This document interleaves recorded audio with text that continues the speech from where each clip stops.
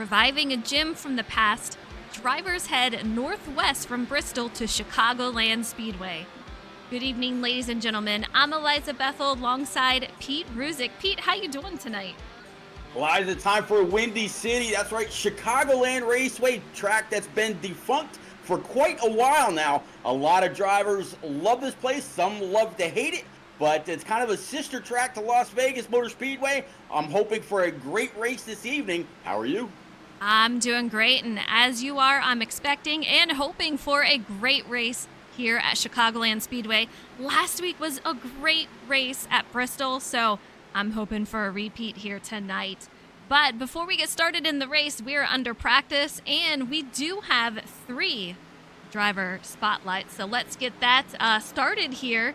We do have all 3 from Team FTR, and it is going to be the number 12, Jarrett Cardwell, the number 23, Jose Ruiz, and the number 34, Jordan McGraw, all veterans, and they're with Team FTR. So super excited to have them in the booth tonight. How you guys doing, gentlemen?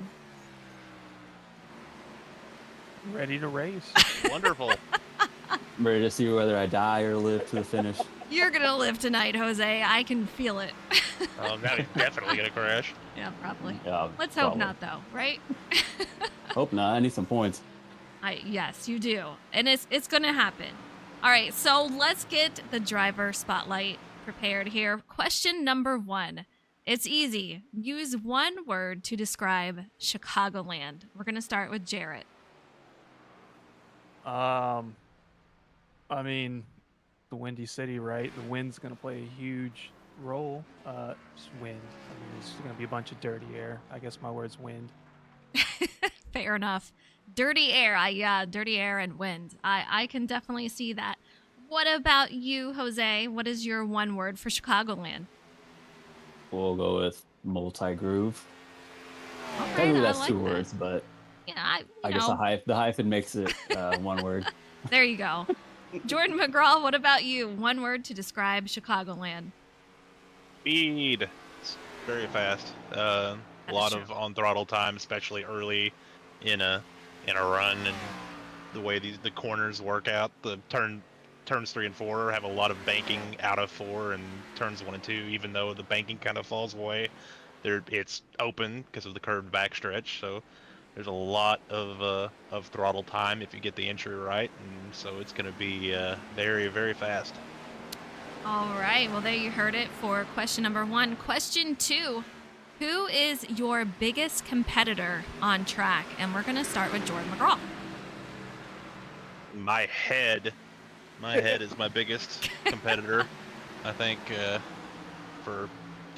think that's just that goes in and amongst itself there. Yeah. All right. Jose Ruiz, what about you? Who is your biggest competitor on track?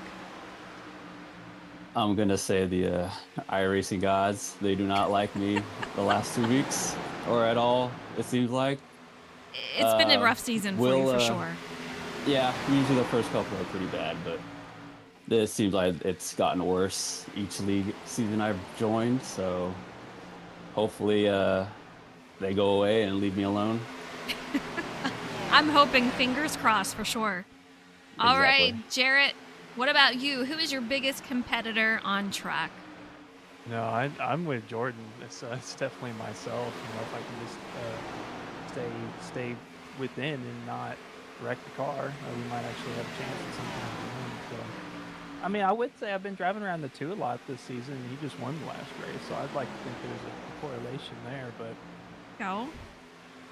All right. You guys are literally the first group that has not said an actual driver, although you mentioned one at the end, but very interesting for sure.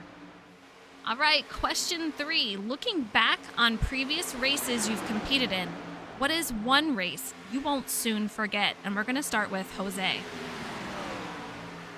Ooh, I like that one. most memorable? Yeah. Actually, we'll go with my a recent one, my Daytona 500 split win that I had gotten somehow. I should say I lucked out on that one. I don't know. Finished second, but You finished whoever second? the guy who finished in front of me, I guess, exceeded the penalty limit, so I ended up somehow getting the win. Wow, So that's I will, crazy. yeah, I got lucky. So, which probably explains why the last 2 weeks I've had have not been very good. Used up a lot I've of used all luck my right luck. there, huh? Yeah, yeah, I did. That's definitely a memorable race. Absolutely. That's pretty wild. All right, Jarrett, what about you? What is your most memorable race? Uh, Honestly, it's got to be this past California race. You know, I try not to make a name of going and flying through the air, but coming to the finish, we had some contact and went flying through the air. Actually, crossed the finish line in the air. I don't think I've ever done that before in any league race or any race Wow. ever. Um, and then did the Ryan Priest barrel roll down the front Yeah. stretch. And then I went to record that at the end, and I had the filter "Thanks for watching" up, so I didn't get any of that on film. So that was kind of Oh disappointing. no. I'm That's definitely not horrible. gonna forget that one though. Yeah, for sure. That's awesome. All right, Jordan, what about you? What is your most memorable race? Most memorable race. How far back are we going? Does it have to be on iRacing? I guess. I don't know. My most memorable race, probably one that sticks out, is the Michigan IndyCar race here in our league, where we were 3-4 wide, battling it out, knifing in and out amongst each other, and was able to win by like a wing at the line. That was a lot of fun. That was pretty cool. Uh, Yeah.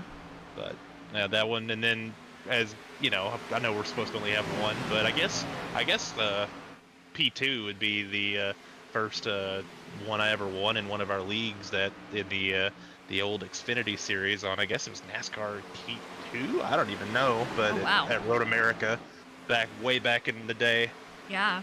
that one that one's pretty memorable. But yeah, there you Very go. cool. Yeah, Nice. I remember the Michigan race. That was intense and insane for that ending. Really, really fun. All right, the final question here. You get to race in any season in NASCAR history. Which one do you pick? And we're going to start with Jarrett. Any season in NASCAR history, Yeah. I don't know. I mean, I'd like to say, I mean, definitely not when Jimmy Johnson was driving. But I mean, personally, I kind of like the cars today. I don't know. I just think it'd be cool to race today with those cars um, against the competition that's out there. It Fair just kind of enough. seems like anything's possible. I don't know. It's Yeah. different, kind of. It's newer. I'd go with All right. today. Fair enough. Yeah, I like it. All right, Jose, what about you? Any season in NASCAR history, which one would you pick? Uh, Probably I I'll just say maybe like 60s or 70s, those seasons. Uh, Oh, that would be I wild. feel like it'd be yeah, I feel like it'd be cool to race those older classic cars because I own one, and it'd be really cool to actually race one of them. Uh, yeah, I so can I don't know. absolutely see that. I would love to turn my car into one of them, but that's not cheap. So I would say, how expensive is that? yeah, it would be very expensive. Yeah, for sure. But yeah, No, that would hopefully be one awesome. that it'd be fun to go back and race those cars. Win the lottery and soup that thing up. Oh yeah, exactly. I'd love to do that. That'd be pretty cool. All right, Jordan, you get to race Yes. in any season in NASCAR history. Which one are you picking? I don't know. I guess maybe 2000, because that would be a really fun Okay. year. I would I would recognize every other car out there, which is something that's kind of lost today. Uh, though it'd be the old Gen 4. It'd be a lot of fun. Plate racing would be pretty crazy and wild, and I don't know. The only thing would be at road courses, if I don't know if they had the gearboxes that didn't need the clutch yet, because I don't know how talented I would be at heel towing, but you know, uh, We'd it'd find be out. yeah, we'd find out very quickly as soon as I blew up a transmission. But yeah, I think 2000 would be a fun year to go to. Nice. All right, gentlemen, that is it for our questions, but it was fun getting to talk to you. I talk to you guys all the time because Team FTR, but man, I wish you a ton of luck tonight. Hope you guys do well, and thanks for joining me in the booth out here. Anytime, boss. Mm. Good talking to you. Oh yeah. Yep. Thanks. Hopefully, you gave me the better car than everyone else today. There you go. There you go. All right, I'm going to send you on down there, and we're getting ready to start qualifying pretty soon here, Pete. So that should be a ton of fun. What do you feel like we're going to see tonight on track? To be honest with you, I'm not 100% sure. I'm watching a lot of these guys during practice, and I'm seeing a lot of loose race cars, especially when they're around each other. So I'm hoping that maybe this practice they'll learn from this, maybe give each other a little bit more respect. Kind of race the racetrack since these cars can be so loose. Try to manage these big runs that these cars kind of get. Again, it's kind of a Las Vegas track. The draft definitely plays a big factor here. I'm just really hoping for a great race. We're gonna have a ton of great drivers out there again, as always. I would definitely like to see a great show no matter what the outcome is with 32 drivers out there. Absolutely. You can see these times. They're extremely close in practice. Joseph Turley is, in fact, on top. And I can tell you, when you first go out there, cold tires, it is going to be rather loose, especially in 1 and 2. So you're going to have to feather the throttle and make sure you can handle that. 3 and 4, laps 3 and 4, they're going to feel great. You could probably go full throttle all the way around the track. Probably not so much in the draft. But man, that dirty air is going to play a huge factor tonight once again. It's going to be extremely drafty, but the further along this goes, if you're not overdriving your car, you're going to get very, very tight. And I know I've talked to a few, Pete, and they're saying, you might want to go up high to make sure that you have the handling out there. It just feels best in the long run. I feel like the line on the low side is just going to fade away and it's going to go up high. But then again, Pete, you got to worry about that tire wear. Absolutely. That's exactly where I was going to go with that. And, you talk about Joe Turley in that number 13. While he's been very, very fast, he has been sawing on that wheel coming off of each and every corner. Maybe it's up on the high side. Like you said, that progressive banking can absolutely help you. You got to worry about that tire wear. You go low, the chances of that the right rear getting extremely light can help you, spin out. Seeing a lot of that, but man, these guys are a whole lot better at all this than I am. So I'm no one to say they you got to do this or you got to do that better. But I know what I'd like to see, and that's just a phenomenal race. Absolutely. You can see Jimmy Cocker. He is out here in second, kind of testing the boundaries, and you can see him getting a little loose as he's going through the track here. He's going to bring it down low a little bit here. But, man, it is something that we're going to have to watch. And I can tell you going on around the tri-oval, these guys, if you go under the apron, it is really going to test their handling. They could get extremely loose, and I know we're going to see 3 wide as we do it, so it's going to get very interesting out there. But these guys are getting ready to go to qualifying. It is going to be extremely close. We'll see what they do, but with under 40 cars, every driver will make the race tonight. Yeah, that's going to be, I believe, the first time this season. Actually, no, I believe last week everybody made the race at Bristol. So this will be the second time this season, and you're 100% right about that 3 wide. And while I'm kind of looking at the track and the air temp, and I believe it was maybe Jarrett Cardwell who mentioned the wind, being in the windy city, Chicagoland, the wind is up to about 8 to 10 miles per hour, and the track temp right around 99 degrees. That could also play a factor. We'll have to wait and see as I see the 68 of Tom Harmon and several others coming out to put their time in. Yeah, we talk about 8 and 9 mile per hour, but I can tell you the other week, I think we had like 30 mile per hour winds. It was just I remember that. absolutely insane. Like, I don't know what kind of windstorm was going on out the track, but man, you could definitely feel it in the handling of the car. It was pretty wild. I see you guys out there in chat. Thank you so much for tuning in. Austin, Real, how are you guys? I hope you're doing well, but these guys are out here in qualifying, and we're getting ready to put some lap times down and see who is out there putting the fastest down. Turley, he was at the top of the board. We'll see. Joe Berg gets his first lap completed here, and that's going to be a 31:13. Philip Bridgman goes to the top of the board. He's got a 30:72. Zach Deuscher with a 30:82 sitting P2. And Austin Mitty is going to be third with a 30:91. And these drivers are still putting those lap times down.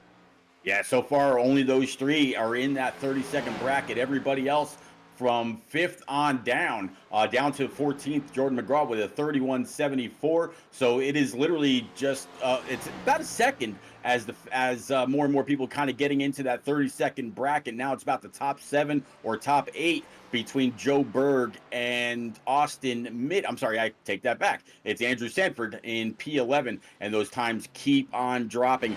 These guys trying to find the fast way around this place. Almost got to kind of wonder if they're up high on that first lap, kind of like what you'd see at a Daytona or Talladega, and then drop it down to the bottom, get a little bit of heat built up, like you said, and try to put that ultimate qualifying lap down. That way you don't end up in that dirty air, and you've got all the clean air you need in order to get that front end to stick to the track. Yeah, my rule with these tracks are, you have your out lap. You want to bring that up high, keep it there. My first lap out, I am still going to keep that up high. I want the tires to warm up. I want that grip to start here. And then on my time lap, you just got to hope that your car can hold on to it. So I am full sending it, driving it down to the bottom, and how you should to get that fastest lap. And if you can, you should be pretty quick. You just cannot. You cannot scrub any time getting loose. And for sure, you can't hit a wall or anything else. That'll absolutely destroy your qualifying efforts. But as I said before, luckily, these guys were under 40 drivers. Everyone will make it. Absolutely. And the best way to really drive this track up and off the corner is really to open up that wheel. As you get to the exit of the corner, start to turn that back towards 12 o'clock, sometimes even 1 or 2, depending on the stability of your car. Carry as much speed as you can up and off the corner, kind of flatten the turn as the old song goes. But just saw Jimmy Cocker complete his run so far, bringing himself into the top 5. Joe Berg, Brody Falco, Rivers Jones, Zach Deuscher, and Jimmy Cocker. So far, that would be our top. We still got more time to go. Yeah, Berg. Oh, he was at the top. Justin Anisagak, he managed to put it on pole right now. We did not see him last week at Bristol. He is back and already sits on pole. We'll see if he is able to hold on to that. We got Jonathan Jurgensmeyer out here in the 00. He is sitting P5 currently. Brian Pizzikemi had a solid finish last week at Bristol. He's sitting P10 on speed right now. Jose Ruiz 15th. So just like that, qualifying is coming to an end here, Pete. Yeah, less than 30 seconds to go. Justin Aniscock, as you said, not able to make the race last week. Had other obligations that he had to tend to. But, very, very solid season for him. Last season, just barely missed the overall championship, and waiting to see exactly what he's going to be capable of this year. Absolutely. All right. These guys are headed to warm up. So I want to take a look at a few things here tonight. We're going to have the track analysis. And for Chicagoland, we're going to have 134 laps. No fast repairs that to speak of. Hasn't happened yet, and it will not happen. So I definitely do not expect any change from that throughout the season. Stages. At the end of lap 40, we will get the top 10 with their bonus points. The first driver to cross the line will get 10 bonus points, and the 10th place car that crosses the line will receive 1 bonus point. The final stage will be 94 laps. And it is Chicagoland, a mile and a half. They will receive 4 sets of fresh Goodyear tires. So we'll see how they handle that. But man, it is going to be extremely drafty out there, Pete. I think it's going to be a wild one, 2 and 3 wide. But with these new rules, and if you cause a caution, you do have to claim it. If you don't, there's pretty much severe penalties. So I think with these new rules, and we had it last week, these guys might watch their P's and Q's.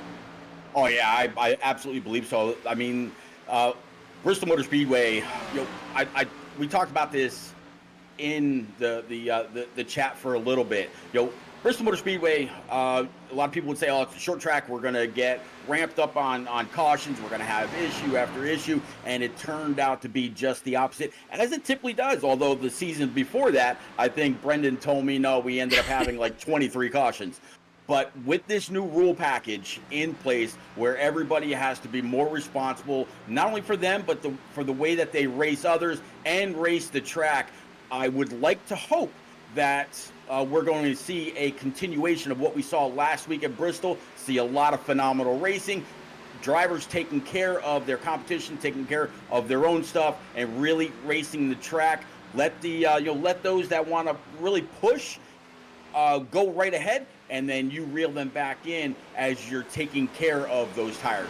This track will absolutely grind down any set of Eagle feel goods you got. So tire management is absolutely going to be key. If you get that lead, you don't have to continue to push and push and push. That's really where it gets into race management. You just maintain and let those that are trying to catch you, and you have a good set for later on in the race. Absolutely. You do have to save those tires, but you got to make those moves too when you can. Yep. Let's go ahead and take a look at those points. We do have a new leader, and it is going to be Brody Folliker. He has gained 2 spots, and he now sits atop the leaderboard with 158 points. Jimmy Cocker stays right where he was last week in P2 with 157. Matthew Opliger, he moves up 2 spots to 3rd, along with Thomas Harmon, who's in P4. Stephen Maggio, he actually moved down 4 spots. Jonathan Jurgensmeyer moved down 2. Francis Hamilton moved up 4 spots with Brian Pizzikimi. He's out there P8, up 6 spots. So a lot of movement from last week to this week. I think it's going to be an extremely close race. I think it could shake things up a little bit if we see some of those cautions come out. I'm hoping, though, that these guys can keep it clean and keep it green.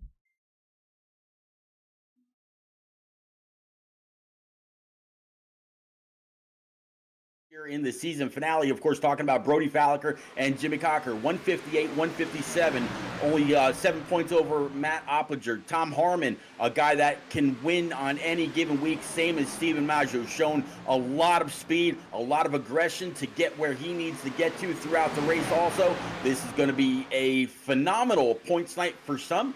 Curious to see if we leave here with not only another brand new winner, but also maybe a new leader in the points as well. Yeah, it's so funny because I got my camera on Jordan McGraw, and he was going, I think it was 3 or 4 wide as soon as I went on this crew. So very interesting. I would not doubt to see this at all tonight.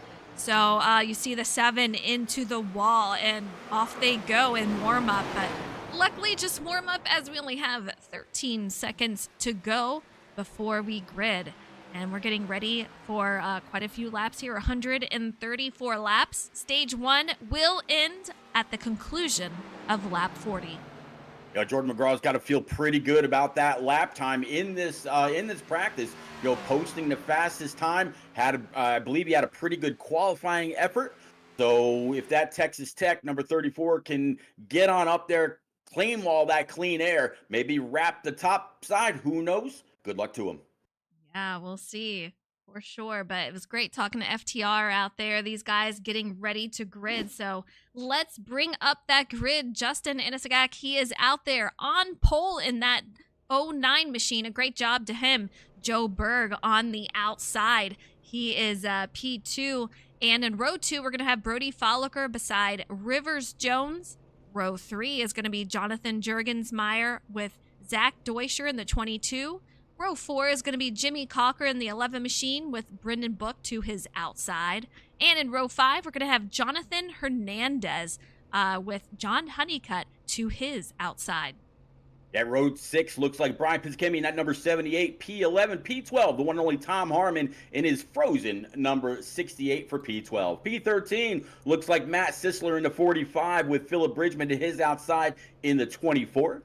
Francis Hamilton in the 48, P15 with Jose Ruiz in that 23, P16. P17, Jarrett Cardwell, old JC in that 12 with Tom Flitcroft in the 8 for P18. P19, Luke Allen in that 7, and to round out the top 10 rows, Kevin Dallator in the 92. In 21st, we're going to have Forrest Smith in the 15 car with Matthew Opliger to his outside. 23rd is going to be Jordan McGraw with William Roberts in 24th. And in 25th, we're going to have Austin Mitty in the 9 machine with Jai Baxter in the 54. P27 is going to be Andrew Sanford with Mike Campbell Jr. in 28th. 29th is going to be Joseph Turley with Matthew Gale in 30th.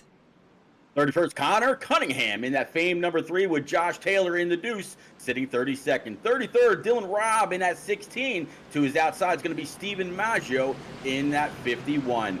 It looks like it's going to be that's the end. Besides Dylan, I mentioned Dylan Robb. I thought there was another page there. I thought we were closer to 40 than that, but no, I guess not. 34 drivers about to take the green here in Chi-Town. Let's get ready to roll. Yeah, it's going to be a fun one. You see Justin Isagak, he is back on pole and ready to get this race moving. I'm impressed with Joe Berg, though. I'm excited to see what he can do tonight. I want to have a good run for him and get him in the booth. I want to see it happen. Yeah, Joe Berg's been very, very fast, very close all season long. They are addressing Barney up in the flag stand, the 09 and the 93, side by side. They got some pushing up behind them. Let's go. The field is on the move and still too wide all the way through. A lot of movement, a lot of cars jiving back and forth, trying to push the car in front of him, getting that lane to go. Well, the 09 of Justin Anscock thought about maybe taking it or getting up high. Thought there was more room there, but nope, he's going to end up in what we might see at Daytona, that big old sucker hole. Everybody's going to go on by. Yellow flag out. It looks like Dylan Robb might be involved in this. Let me see if we can go back on his screen. See what happened here. Wow, sorry about that. 67 hits the wall. The 2 nowhere to go. The 16 hit also. He goes into the grass. We can take another look. Really unfortunate to have that happen so early in the race. Yeah, but you know what? At least he kept it down in the grass. Nobody else was affected by this. Doesn't make him feel any better. No. But yeah, it's one that he can easily claim for himself, no penalty, and he'll be able to race on by the looks of it. Yeah. Be curious how some of these he did drivers actually. claim it. Yeah. Yeah, actually, yeah, there was more to it. Okay. Absolutely. Sometimes that happens. There's a lot more to it than just cut and dry. So we'll see what they do. But Brody Folliker, looks like he is out in the lead. Joe Berg in second. Justin fell back to third. Jonathan Jurgensmeyer in fourth. Rivers Jones in fifth. Jimmy Cocker sixth. Zach Deuscher in seventh. Brendan Book eighth. Jonathan Hernandez ninth. And John Honeycutt. They're going to round out the top 10. Yeah, P11, it's funny to look at all these guys and what they've gained or lost already. You know, in just the first top 7, Brody Falliker, he's already up 2. Joe Berg starting on the outside. He's still sitting P2. Anasagok down 2. Jonathan Jurgensmeyer up 1. Rivers Jones down 1. Jimmy Cocker up 1. Zach Deuscher down 1. These guys are up and down already, and the first lap wasn't even completed yet. That just goes to show how much they've got to try to get up and get going while they're all in this pack, and try to take advantage or make the most out of these brand new tires. Absolutely. You know, this is the type of racing. It's a very drafty track. You're going to go 2 and 3 wide so much, and when you have one car hit the wall like I'm not even sure if it was the 67 or the 71 in front of him. Just a lot going on there, but it just can absolutely have an accordion effect, and I think that's what we saw there. Yeah, it's absolutely possible. Lights atop the pace truck should be going out this time. Leader will go ahead and take lane choice. It looks like Brody Falliker has chosen the outside in his number 42 FIWB machine. That's going to put Joe Berg on the bottom, Jurgensmeyer P3, Anaskog P4 on the outside, Jimmy Cocker P5 on the inside. The rest of that top 15 after going through 10th earlier, Philip Bridgman with Tom Harmon, Brian Pizzacchemi, Matt Sisler, and Jose Ruiz back there in P15. Eliza, there's 30-plus drivers out here. Is there an early favorite for you this evening? Man, I'm kind of going Joe Berg tonight. I want to see it happen. Hey, why not? He's got great track position. He's got Brody Falliker to his outside. He's got Justin Anaskog behind him. Justin knows how to give a shot or to push that back bumper if he's able to without actually wrecking someone. And again, this is very much a draft track. Would I suggest pushing? Not really, but hey, we've seen it before. Absolutely. These guys are getting ready to go back to greens, heading to lap 5 of 134. Remember, stage 1, the end of it, lap 40, we will get bonus points to those top 10 drivers. Definitely needed if you want to make up any spots in the standings, but we are already off and running. Once again, a great start for Brody and Joe Berg. He has a fantastic start. I wonder if they had a little communication there. Very, very possible. Yeah, 42 getting down low right in front of that 93. That's going to leave John Honeycutt back here in that 50, the double O, and more. Trying to gain a spot or two as the 42 makes a quick movement up high to get in front of the double O. You see Jimmy Cocker in that Virginia Tech machine right now, taking over P4 up 3 spots already. Justin Anaskog continuing to lose spots. I'm going to guess a little bit more momentum up on that high side already showing. Now, Jonathan Jurgensmeyer, he's got a lot of speed here. I just noticed he is all over the back bumper of that 42 machine. I think he's going to have to try to make a move out to the front here. I know that dirty air is a huge factor out here, and you can see he's going to try to probably keep it high, maybe take it 2 or 3 wide here. He makes a smart play here, stays behind, but man, he's doing everything he can to try to get these cars out front. I tell you what, another guy that took it 3 wide, Mr. Hernandez in that number 1, now up 3 spots to P number 6. He was all about 3 wide through the trial, was able to find a hole in turns 1 and 2 to bring it back up on track, finds himself behind the 11 of Jimmy Cocker and the 93. High side looks to be still the way to go as we got a battle for the lead. Jurgensmeyer pulls it low in that double O. Yeah, there goes Brody Falliker side by side with Jonathan Jurgensmeyer. Very, very close battle here. Man, still going 2 wide. We have Brody with Brendan Book right behind him in that 5 machine, going to give him some help. Joe Berg on the low side, giving that 00 some help. These guys, I don't think this battle is going to end anytime soon with 2 wide. We're going to see it throughout the field. It's going to be a common theme tonight. Yeah, it looks for like 2nd through about 12th or 14th is all kind of double O. Then it gets a little single file behind the 48 of Francis Hamilton. Right behind him is the that frozen machine for Tom Harmon, Brian Pizzacchemi, and Matt Sisler in the 45. Matt in that 45 had a great race last week at Bristol Motor Speedway, able to stay on the lead lap in that car. Kind of tweeted out that he's pretty happy about his finish. Have to see where he finishes this evening, but so far so good. On board with Brody Falliker, and he is able to control the lines right now. He can take it wherever he wants, but Brendan Book looks like he is trying to make a move somewhere to try to take over that lead, get those bonus points. Brody has led pretty much everything so far. We'll see what he can do, but Brendan, he's going to make a move happen soon, I think. Yeah, absolutely. How about just a couple spots behind Brendan, or about 5 or 6 spots behind Brendan? Look at Forrest Smith, P8 right now, up 13 spots in his number 15 Chevy. Smitty definitely looks like he is on the move. this could very well be a track that suits his style. It's like no holds barred for that Chevy right now.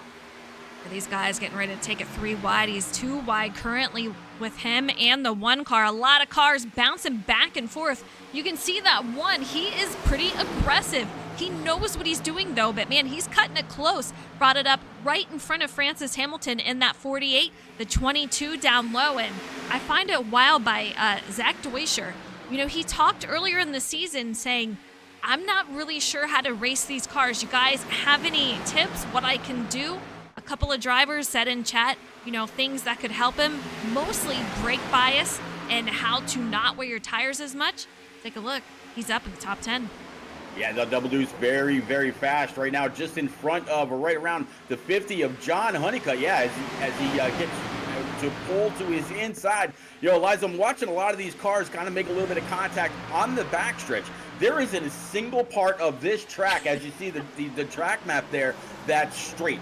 Everything here is curved, and as they're going down the backstretch, that wall kind of tending to bite them just a little bit before they're entering 3 and 4. I've seen it a few times already. Yeah, Brendan Book, I'm not sure if he made some contact with the wall there, but looked like those cars were bunched up. Meanwhile, he has taken the lead. Brody Folliker has moved back to 7th, so very interesting happenings going on here so far. Jonathan Jurgensmeyer still holding on to P2. Joe Berg, P3. We'll see if he can't be consistent tonight. Rivers Jones in 4th. Rivers, every time he comes out here, man, he's just got so much speed. I would not doubt if we see another win from him. 5 new winners so far this season, Pete. Who do you have winning tonight? Yeah, I tell you what, the 91 called his shot at Daytona. He made it known in the FIWB Discord that he was going to win the pole, and he went on, if I'm not mistaken, went on and won the race as well. You can never bet against Rivers Jones. Jurgensmeyer, I would love to see him grab a win as well, but you know what? Brendan Book, I think he's due. I think Brendan Book, with the amount of speed right now, if he can take care of his car, his tires, I think Brendan Book is a very, very good candidate to go ahead and get it done this evening. How about you? I like what you're thinking. He's gained 7 spots so far, but 5 new winners. We had Jimmy Cocker win Daytona for the season starter. Game. That's right. Yep. What was I thinking? You know what? Daytona, it all blends together no matter what car you're doing, so I get it. Steven Maggio, he won Phoenix. Matthew Opliger won the 3rd race at Auto Club. Brody Folliker won 2 races ago at Vegas, so this is another track to compare that to. And Josh Taylor, he won it at Bristol, his first race with SnB, so I know he was super excited. It was a great run for him.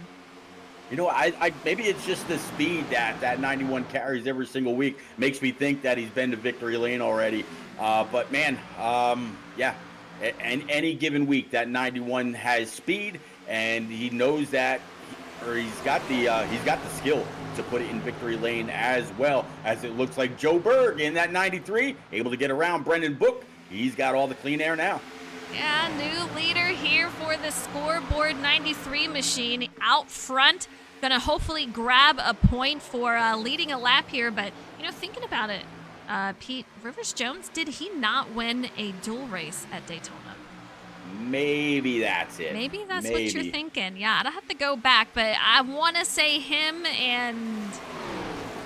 Yeah, I don't remember who else, but I want to say he was one of them. We'll roll with that until we're proven wrong, right? There you go. Guilty until proven otherwise. There we go. All right. So yeah, 93 looks like he's kind of stretching it out side by side. Behind him are that 91 and the 5 of Brendan Book. The 48 of Francis Hamilton right now sitting P4 with Forrest Smith to his outside. Francis Hamilton up 11 spots. So that Detroit Tigers machine certainly on the prowl, trying to get on up there and grab a point for himself for leading a lap. Yeah, Joe Berg having a great start so far. Brendan Book making his way back up there. You can see him going up to the high side right behind. And remember, that draft equals dirty air when you're going around the corner. Not what you want to see. It's going to get your car very, very tight or loose depending on what track and where you're at. But man, Joe Berg, he's got that clean air. He's got to enjoy it while it lasts.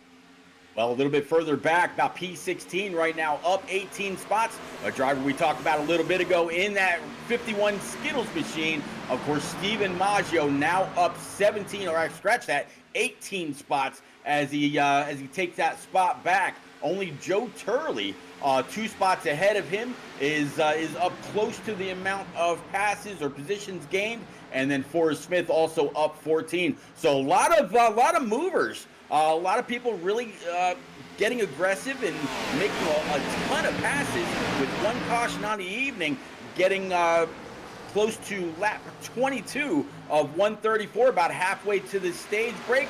A lot of 3 wide action behind those guys also. Absolutely. Take a look, going past the start-finish line. Not a lot of guys are going below that apron. We see Matthew Opliger. He has done it a couple of times now. This is another example of you're not going to see it a lot. We see some guys going 3 wide out here. Yeah. Wow. Worry about that one. Sorry to interrupt you. No, you're good. I saw it also. But yeah, going underneath that apron is going to get your car upset. You're going to get loose. So we're going to, these guys almost losing it. Huge save. Great job for these guys keeping it straight out there. Those tires might be a little angry. I'm not even sure who was involved in that. I want to say possibly Zach Deuscher. I know he slowed up a little bit, but he's still moving. Yeah, Zach Deuscher, I think that was his right front that got locked up. Great job by him. Great awareness. Steven Maggio is also very, very close after we just mentioned him, but there's definitely a lot of great 2 and 3 wide racing behind here. Everybody doing their best to take care of the next driver. A couple of these drivers back here. 32nd is going to be Jordan McGraw. We got William Roberts in 31st. Connor Cunningham, he's had so much speed. Very interesting to see him out here in 33rd. Dylan Robb, he's out here in 34th. So these drivers still have the draft of each other. But once you get past that, we do have a separation for sure. And it looks like our top 8 cars, they have a gap between that and Matt Sisler in 9th. Going back to P13, now down 10 spots, very uncharacteristic. Kind of curious if something happened to the 42 of Brody Falliker. He was down on the apron just letting cars go on by. I don't know if that number 42 FIWB machine is having problems or if he scraped the wall or did something, but he's absolutely lost a few after just seeing him up in the lead. It seems like just a few laps to go as we hit lap 25.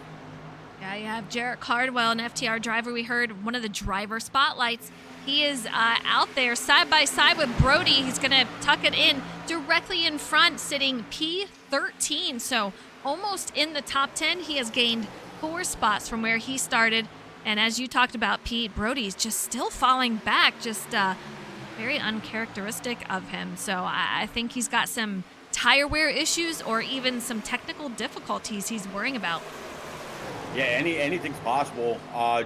Or maybe he's just dropping to the back, didn't like something that he saw amongst the top pack, and says, you know what, you guys go ahead and race it out, do what you got to do. I'll see you a little bit later on. He usually has that fast enough car to get back up there almost at will. But right now he's got Matt Gale in his 67 and the 7 of Luke Allen right ahead of him, and then the double deuce of Zach Deuscher and then Steven Maggio right behind him. Going on board with Joe Berg. I mean, just still out there in the lead, doing a phenomenal job. We've been out here for almost 30 laps, and when I talked to guys in practice, they were going out for almost 40, so which would put us at the end of stage 1. However, Pete, we do not have a caution for the end of that stage. These drivers will keep it green so long as no one wrecks or anything, happens that way. But it'll be interesting to see when these drivers go in. I would imagine it's going to be after that stage 1. Yeah, I would absolutely imagine the same. And who knows if they've got to save, if they have to save a little bit of gas, that is definitely not unheard of at a plate like Chicago. What's actually kind of interesting to me right now, Eliza, is you look at the top 7 or 8 guys. They're all lined up on that outside line, with the exception of Forrest Smith in that 15 and the 50 of John Honeycutt, as Honeycutt now finds a spot up on the high line also.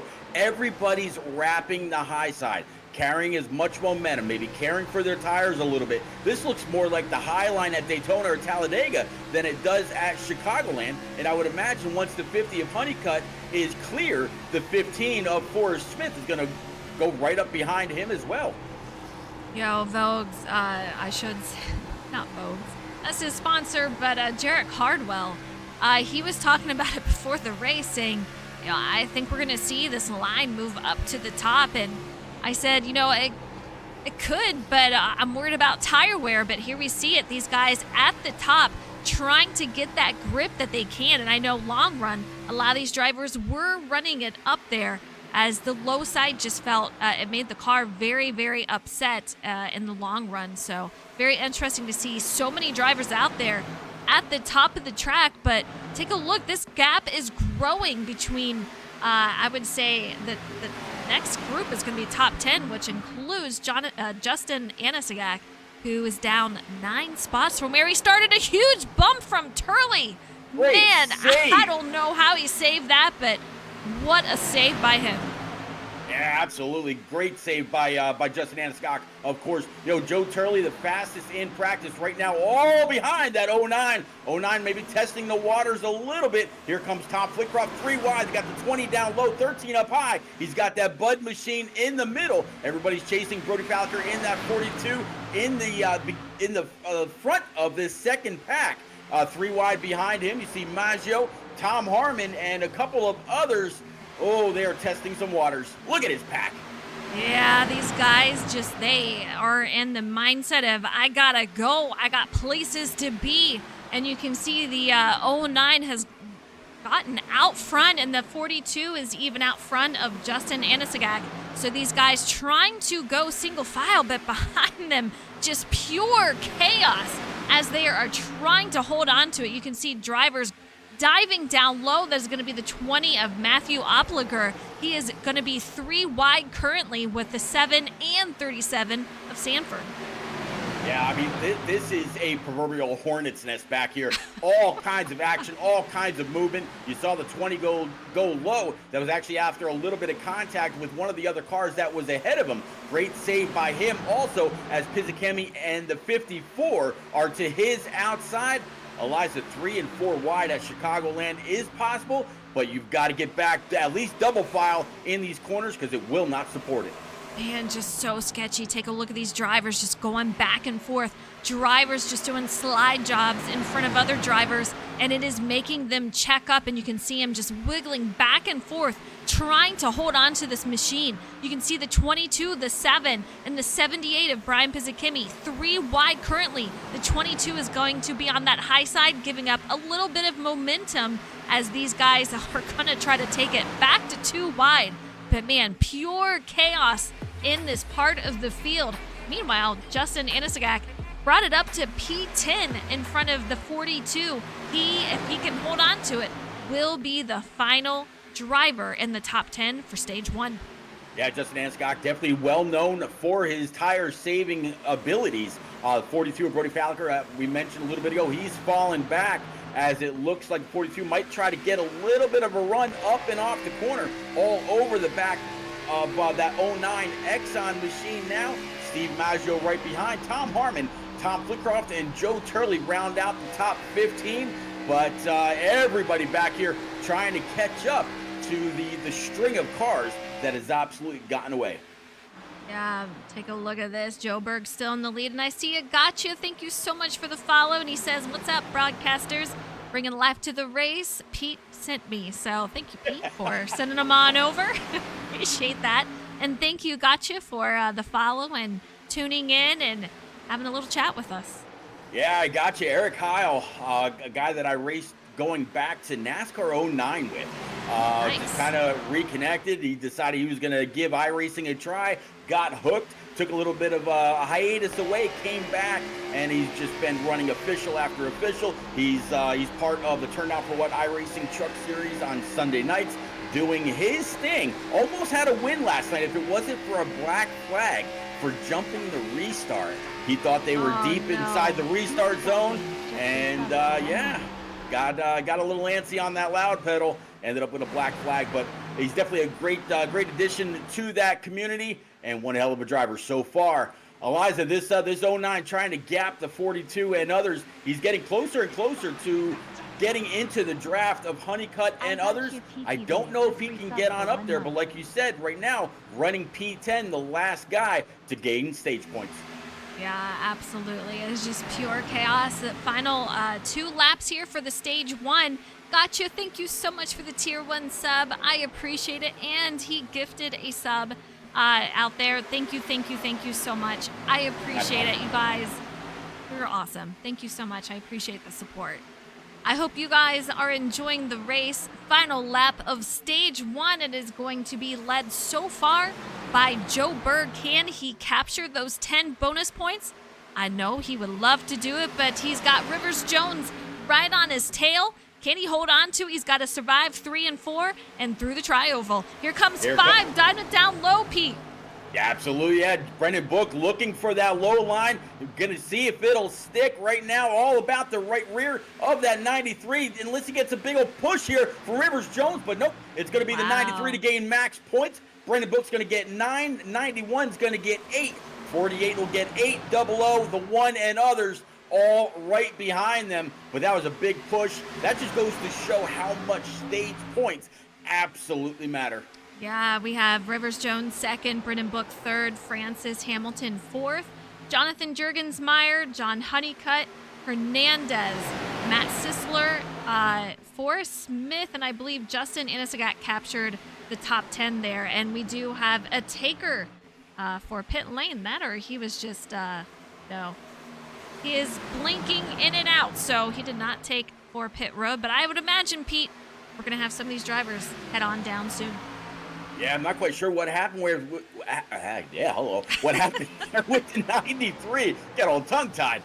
Joe Berg made an abrupt movement up high. Not quite sure if there's a little bit of contact between him and Rivers Jones in that 91. Certainly might have looked like it, and if that is the case, great save by the 93 to keep it out of the wall as he got Brendan Book into the inside. Going into turns 1 and 2, they are double wide behind the 91 all the way back through 12, and oh, look who's caught the pack.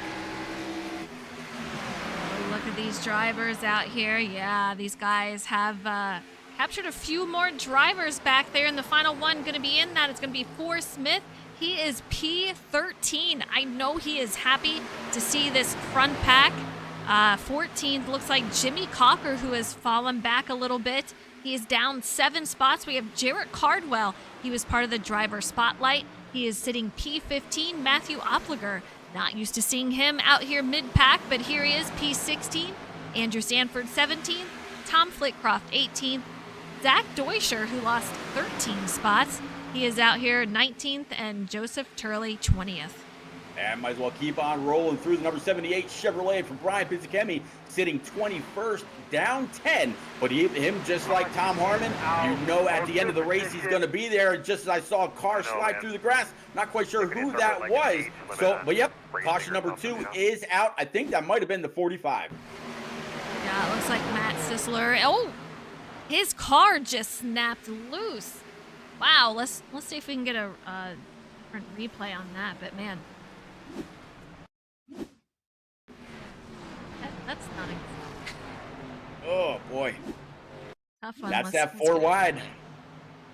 No, he had a little bit of contact, came back down from the 09. The 42 snagged his left rear there.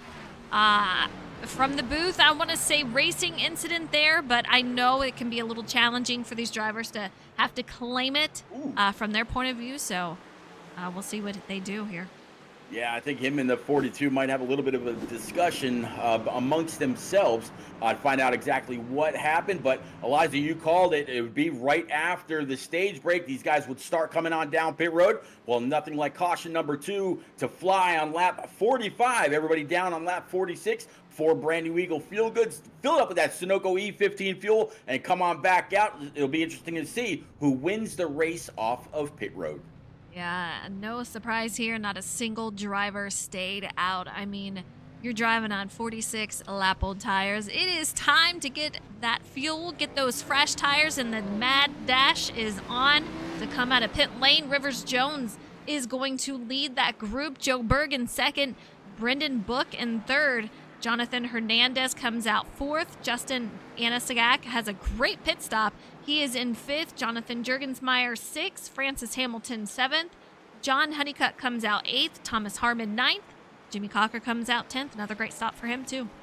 How about Rivers Jones, P number 1 in that Ford Mustang, in that number 91, now up 3 spots, a pit time of 14:45. I mean, we're talking, in some cases, tenths better than others. So phenomenal stop for him, getting in and out of pit road. That's a great dance for him. Absolutely. These guys should have one more go around for this caution here as we come back. We have under 100 to go. The race is going pretty quick, but we still have a ton left to do. Rivers, he's got a lot of speed out here along with Brendan Book. Joe Berg, though, he's my pick for tonight. Still up here right where he started. P2, Pete. Absolutely. John Hernandez, how about him now up 6 spots? He was making some big moves in that number 1 machine. He's going to restart on the high side. Brendan Book still very, very strong. I look forward to seeing him possibly put that Cincinnati machine in victory lane this evening and round out the top 5. How about Jurgensmeyer? That double O has been showing a lot of speed week after week. Justin Anasagak in that 09. Behind him, he's got the 50 of John Honeycutt. Looks like Mr. Cocker to his outside, the frozen machine for Mr. Harmon, and then that 45 back there for Matt Sisler to round out the top 12. Everybody's all racked and stacked back up, waiting for this pace truck to make that hard left down pit road so we can get back under racing. It'll be interesting to see if everybody automatically migrates back to that high side or how many takers we have go low trying to gain track position. We'll find out here, but they're getting ready to go back to green. Green flag. Here we go. We're going to have, Rivers Jones with a great start here. He's going to bring it way high, and 93 in the 1 car, side by side, almost on each other's doors. These guys extremely close, but they are off and running still. Doing a great job so far. Yeah, the control car always with that little bit of advantage by jumping on that loud pedal first. And just as I say that, 91, he's got company to his inside. Hernandez looking low, trying to short the track. Come on back up. A little bit of a slide job. Can he keep it off the wall? Yes, he does. Hernandez going to go ahead and lead this lap. Oh, chaos mid-pack, and it looks like, blue car. And I want to say that was Harmon, but I don't see him having a lot of movement here. We'll see, but it looked like Matt Sisler. No, that's not involved, so let's see. Yep, looks like Forrest Smith, Tom Harmon, and Joe Turley possibly involved in this one. If we can have a look at what happened here. Silent_boy2. Man. Frozen 1 hype, Frozen 1 hype, Frozen 13. You can see him just going too wide, the 15. Pete, I want to say Netcode was involved in that, but we'd have to get a closer look here. Yeah, but judging by that little view right there, it looked like there was about a good 1.5 foot. Oh, I don't know. That was going to have to be reviewed for sure. From my vantage point, it looked like there was a good maybe foot and a half of Netcode, which forced the 68 up the track. Oh man, that one's right there. It looks like they were just pancaked together. But right. yeah, I'd be kind of curious to see what the replay shows from a tighter angle maybe later on with the admins. Yeah. With that, with me changing camera angles here, makes it a little difficult because I could do the chase cam, but I use that as something else, so I can't really use it for that, unfortunately. Sound like me. Yeah, I'm always changing everything around, so they're not where they should be, I will say. But Jonathan Hernandez out front here, and Silent, thank you so much for the sub. I appreciate it. 9 months out there. Thank you. I hope you're doing well. 9 months. Crazy. And he says, hey there, Frozen. Well, hey back there, Silent. Hope you're doing well. I used to know another Silent from way back in the day. I doubt it's him, but Silent, I see you week in and week out. Thanks for coming out, hanging out, chatting up, keeping us company. It's Chicagoland. Been a great race so far. Only the 3rd caution.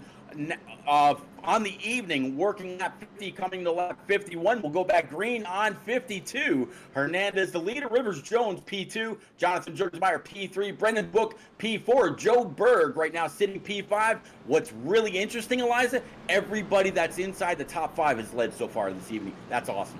Yeah, pretty crazy. Pete, we're losing you a little bit. I don't know if that wire's getting pinched, but hopefully not.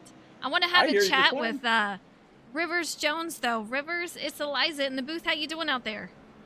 I'm doing great. How about yourself? I'm doing good. You show a lot of speed tonight, and I know you've been battling it out here with Hernandez last couple laps. How is it going out here at Chicagoland? It's going pretty good. It's feeling a lot like Vegas. I've got a lot of speed, and I think I can win tonight. Just a matter of position myself at the end of the race and closing it out. Tires, on older tires, how you feeling? Is it tight, loose? Oh, it's really tight, especially going into turn 3, but I'm trying to manage it well. Absolutely. Well, I wish you a ton of luck. It's great seeing you back out here, and you're always really fun to watch, so good luck moving forward. Thank you so much. Go get him, Rivers. Thank you. All right, there you heard it from Rivers Jones. He's having a great run so far. Sitting P2, Jonathan Hernandez, going to be the person that is going to start us off there, so he will have a little bit of a one-up as he's going to lead us back to green. Yeah, Pace Truck's going to go ahead and pull off 91. I'm sure he's going to get a big old push, just like the 5 did to the car that was in front of him before. But Hernandez, again, by virtue of being in the control car, on the throttle. Jurgensmeyer is going to stay right with him. I thought there might have been 3 wide going into 1 and 2. 00, 91 behind. Hernandez really protecting that bottom line. Yeah, he's going to take that line wherever he can to make sure that he protects that lead. Meanwhile, for second, we're going to be 2 wide. The 00 down low, the 91 up high, who is Rivers Jones we just talked to. 93 still very much in it. He is sitting P4 just in the top 5 there. Brendan Book is going to be on his outside. These guys still 2 and 3 wide all the way through. Yeah, well, big mover now on the bottom. Talking about the Virginia Tech number 11. Looks like Timmy Cocker only up 1 spot. He's fallen back a little bit on his way back up. That car's got speed every single week as well. Justin Anscott going to go ahead and try to pull in down low. And that 48 Detroit Tigers machine right behind his FIWB teammate. Lap 53, still a ton of racing left, but Steven Maggio up 25 spots, as you say. Man, he is just having a great run. John Honeycutt right behind him, going 2 wide. That's going to be with Zach Deuscher, Matt Sisler in 12th, Brian Pizzikimi 13th, Jarrett Cardwell 14th, and his teammate for FTR, Jose Ruiz, who is hoping that his luck can turn around. Yeah, Philip Bridgman seen that right side in the wall once or twice. Right now, sitting P15 as Jose Ruiz gets past. Jose back to P16, right where he qualified.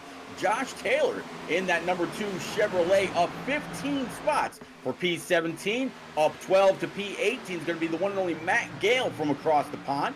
P19, also right where Luke Allen started in that number 7. P20 down to the one and only Tom Flitcroft. Tom Flitcroft, and then we're going to have Brody Folliker in 21st with Jordan McGraw in 22nd. He's going side by side with Connor Cunningham. Mike Papa Bear Campbell in 25th with Joseph Turley. We saw him up front, but he has moved back since. He looked very tight earlier on in the race, but he sits 24th. Andrew Sanford, 26th. Forrest Smith, 27. William B. Roberts in 28th. Thomas Harmon, involved in an earlier incident, he is 29th. And 30th is going to be Austin Mitty. Yeah, 30th through 34th is going to be Kevin Dallator, Jai Baxter, Dylan Robb, and Matt Opliger. Very, very tough sledding, I think, for that 20 of Matt. Still on pit road, trying to get some damage repaired. It'd be great to see him get back on pit road. That guy usually very, very strong. Looks like a lot of damage to that number 20 Mobil 1 machine. Look at these top 3 drivers, nose to tail. They were pretty wild as they are trying to make their way through this track and lose the group behind him. But let's go on board Rivers Jones' machine. He is out here in that 91. He's going to take it up high with that 00 and try to get some momentum happening. outside of that one car. You can see Rivers Jones all over that wheel currently as he is trying to keep it underhand here. They're going to take that outside, and that run is huge, Pete. Yeah, I mean, that high side just carries so much momentum. I want to say that it's actually greater than what it was at Las Vegas Motor Speedway. Just a little bit wider, more out there to really get back in the throttle and carry that speed up and off the corner. I think that's why we saw, 7, 8 cars lined up on the high side earlier, not only to try to get away and try to maintain the grip. There's just flat out more speed up there, as now it looks like the one is able to find a hole right behind the 91 of Rivers Jones and right in front of Brendan Book. We have the top 13 drivers in this first group. Meanwhile, Josh Taylor is leading this second pack, and they are quite a little bit of ways behind here. We're going to have Brody Folliker behind him, who is down 12 spots. Great qualifying effort, just not the race that he's wanted to see so far. Brian Pizzichimi in 16th, but these guys are going to have to work together, make some magic happen if they're going to catch up to this front pack here, who is led now by Jonathan Jurgensmeyer and Hernandez. He's going to fall back to P3. Josh Taylor so proud of winning last week at the last great Coliseum. I mean, he was sending messages out to Jeff No, Old Stout Whiskey, and so many others, just completely proud of that win. Awesome. And to grab a win at a crown jewel event and a track that can be so tough on so many, it meant a lot to this Deuce. Locked him into the chase later on in the season. Josh Taylor, he's come back to iRacing after spending some time away, and I think he's got that renewed fire in his belly to really do well. I would say so. As you said, a lot of special moments for that race last week that he won. It is also his first race for SnB that he has won on iRacing. So just a lot of separate things that I bet if we asked him, that'd probably be on his short list for memorable races here on iRacing. Oh, I would absolutely imagine so. Right now, he's got the 42, Brody Folliker right up his trumpet going into turns 3 and 4. Brian Pizzichimi back there in that number 78, right there with him as well. Behind him, you see Tom Flickerhoff in the 8 as he almost makes contact with the wall. You see the 13 of Joe Turley and Matt Gale on the bottom side in that purple and pink number 67. Just all the other guys, kind of wrapping that high side. Maybe trying to find a little bit more speed to catch up with the main pack, but everybody right now following that Deuce in the 42. I think this is one of these tracks where you have to make something happen early on, and so you see a lot of aggressiveness at the start. You see him 2, 3, sometimes 4 wide. It's just so hard in the draft. You have that dirty air, and to make something happen, you see Jonathan Hernandez trying to go for it. He just absolutely dives it down low, and you see that 00 and Rivers Jones, they're going to be on that high side. Hernandez, he doesn't have a lot of help down there, so I feel like he's going to lose a couple more spots. Yeah, 00 doing a little bit of a magic show right now in and out of the track. That's got to cause a little bit of white knuckle driving for the 91, as well as the one as he pulls down low right across or onto or close to the apron. But still sticking it up there. 3 wide behind him between the 93, 51 and the 1. Back double file. These corners are the exit of these corners very, very tight. You don't want to take them 3 wide. Yeah, some contact between the two, and luckily nothing happened, but you know that the 93 and a couple other drivers, as you say, white-knuckling it as it's just so incredibly close, a little bit of contact with these drivers, and we are now 3 wide with the driver underneath the apron, and that's going to be Justin Anisagak directly underneath there, and Jimmy Cocker, who is out there in the 11 machine, he also took advantage of that underneath the apron. Yeah, I mean, I'm seeing more and more 3 wide. Jimmy Cocker in the 11, 48 to his outside. Back double wide, all behind the 45.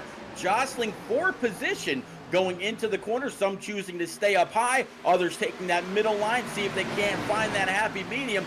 Others just keeping it way up high and wound up. But is that the smartest move in the long run? We'll have to see. We saw it pay out for some earlier because they were able to get away from a second pack, but right now still 3 wide between the 9, 11, and 45. Off of 2, still able to stay 3 wide with about a car length in between them, really showing some respect. On board with that 24, Philip Bridgman, you can see he's got a nice view of everyone in front of him. A lot of cars on that outside, some of them taking it to the inside, trying to make anything happen to gain position. Not much is going on here, though. You want to try to keep it out of the back end of the driver in front of you. Like I said, that dirty air affects you in a big way, so you have to keep that front end clean, and you want to make sure you have all the momentum you can on that backstretch heading into the corner. You know, right now there's only 3 cars on that inside groove within the front pack. Everybody else has already migrated up to the high side. It seems like in the long run, that is where you have to be. So if we see history repeat itself, we're going to see the 45, the 9, and one other kind of fall to the back. It's going to be the 50 of John Honeycutt. They're going to have to fall to the back or hope that there's a break in the running order as these guys continue to play follow the leader. But right now, they're all following the 00 of Jurgensmeyer. Eliza, you said you wanted to see this 00 grab a win, that he's been so strong. Well, right now, it looks like he's in a great place to do it. Working or coming to lap 70 of 134, well past halfway. Only a couple cautions on the evening, not looking to jinx anything. So far, so good. Yeah, that would be a first-time win for him. Another new winner this season, so that would be a fun one to watch. But how about Matt Sisler? We saw him involved in an incident or two, and he is now up here in P8, so a great comeback for him. A lot of these drivers, I feel, Pete, have had a roller coaster of a race, and Matt is definitely one of them. Oh, contact! The 51 does a fantastic job of saving it, but now the 93 going to take it 3 wide, try to take advantage of that contact between the 1 and the 51. Great save by these drivers. Absolutely. It looks like it all started with the 91 actually tagging the wall up and off the corner. Very, I'm going to guess just a matter of tightness or maybe a little heavy on the throttle pedal. But great job by all to really react to what was going on track or right around them without overreacting and maybe getting into their closest competition. Look at Josh Taylor pulling to the inside of the 24, Philip Bridgman, and they're crowding each other. Looks like we might have another caution. And yep, it's out. 24 and the 91. Water, pressure, temperature. Right that was not going to work. Yeah, no. Let's see if we can get a replay on that one. Man, just look how squashed they are right there. The 91, I don't know if he doesn't know that they are 3 wide. The 24 on the high side, a car in the middle, and just not a lot that you can do about that one. Just up too high. Yeah, it looked like they were actually stuck together. Not quite sure exactly what happened there, but the 2 Josh Taylor just looked like he had a phenomenal run in that line, and 91 was up high, 24 was down low. And the 2 became the meat and the sandwich. I got to imagine Josh and Philip Bridgman are a little frustrated by that. I don't know that the 91, again, he was down underneath the apron. And I knew going into this that we might see a couple of cautions from drivers underneath the apron that either get loose or come up. And in this circumstance, I don't think he knew that they were 3 wide. Yeah, with the 24 way up high by the wall, Josh Taylor had nowhere else to go. Yeah, just a 91 merging back on track after the tri-oval. Like you said, nowhere to go. I'm looking at the cars though, Pete. I do not see a lot of damage. I have not checked on Josh Taylor though, so kind of curious on the damage that is going on for him. But he is up here P13, and he doesn't look like he's got too much either. Yeah, looking at the front end of that Amore Smoke on Twitch Chevy, looking pretty good. Yeah, I mean, you would imagine that most of the damage would be surrounded around the front fenders, and I don't see a whole lot. I'd be curious to know what his damage clock was actually like, if there was any, and if there was close to none. I would imagine that he felt pretty good about coming right back out. Brendan Book going to take that lead spot. Joe Berg in second. Stephen Maggio third. Jonathan Hernandez fourth. Jurgensmeyer in fifth. Maggio, man, a great job by him. Jimmy Cocker in sixth. Jarrett Cardwell in seventh.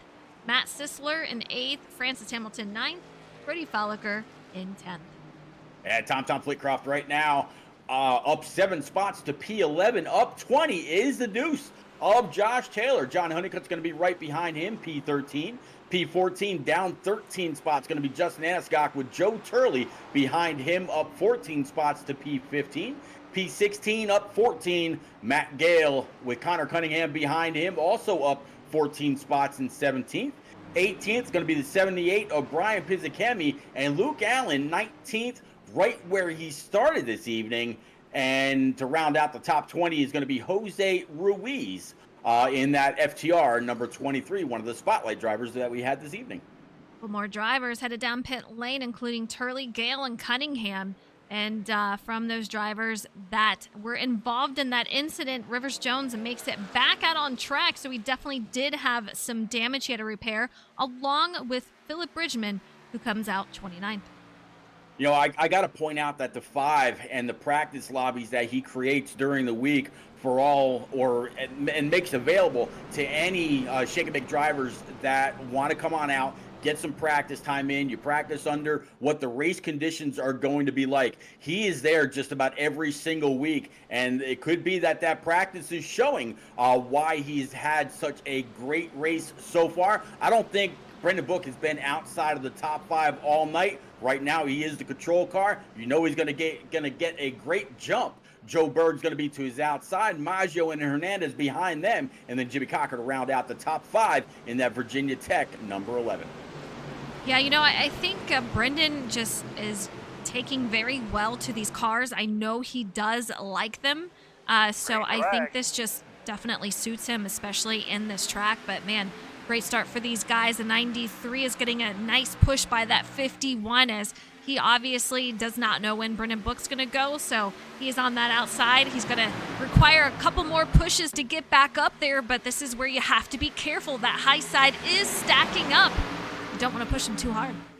And look at this number 1. Talk about pushing all over the back end of that Cincinnati number 5 for Brendan Book.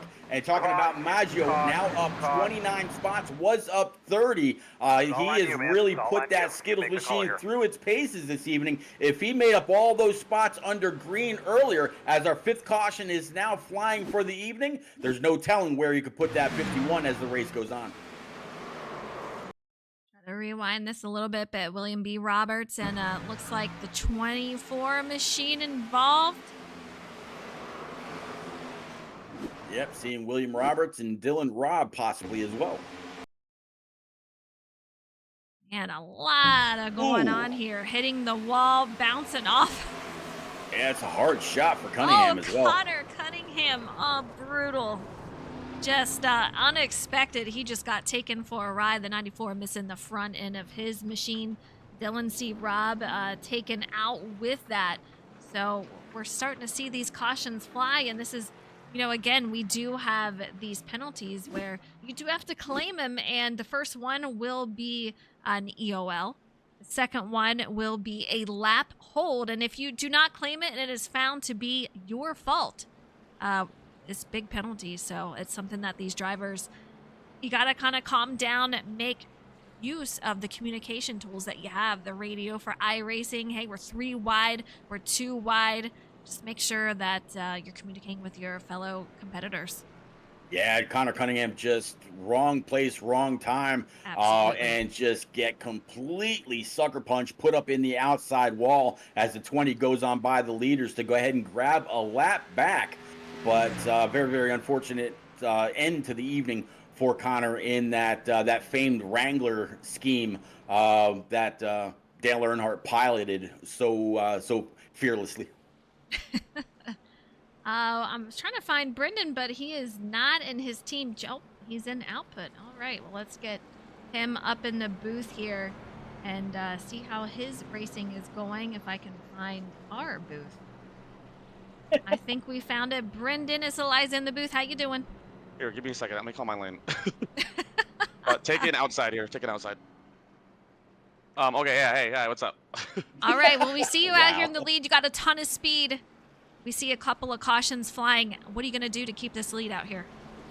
I mean, a lot of it's just keeping that momentum and, you know, trying to do your best to stay in line. I don't think tire wear matters too much. You just really got to watch your right rear and not let anybody get to your outside. And then if you do try to make a pass, make sure you send it in there and clear the person, because otherwise you might get freight trained. Absolutely. Well, like I said, you have a ton of speed out here. You're looking really solid. So we just got to keep you out of trouble, keep that nose clean, and maybe we'll see you in the booth afterwards. Yep, thank you. Hopefully there's no announcer's curse.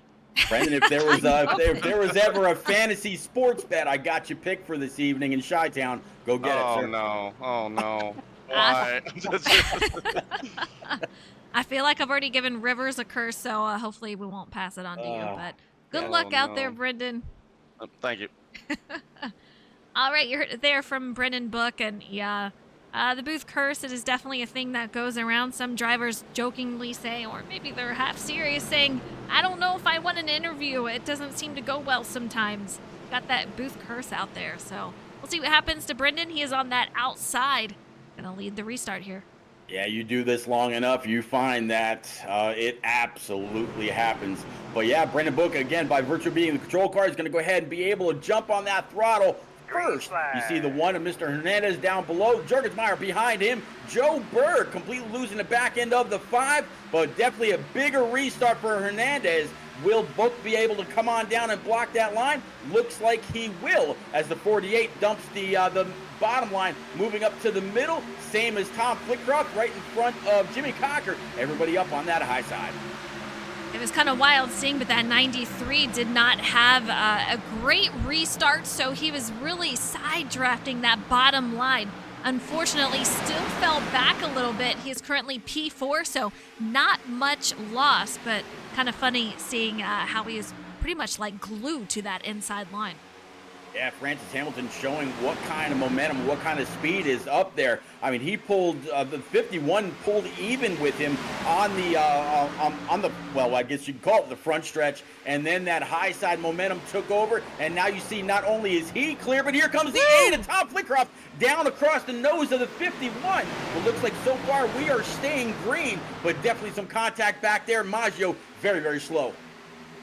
Jimmy Cocker, I don't know, he somehow brings it off the wall, but huge trouble for him. That right front is not even moving. He's going to have to bring it down to pit road. Just unfortunate for him as we are still green, and you can see him.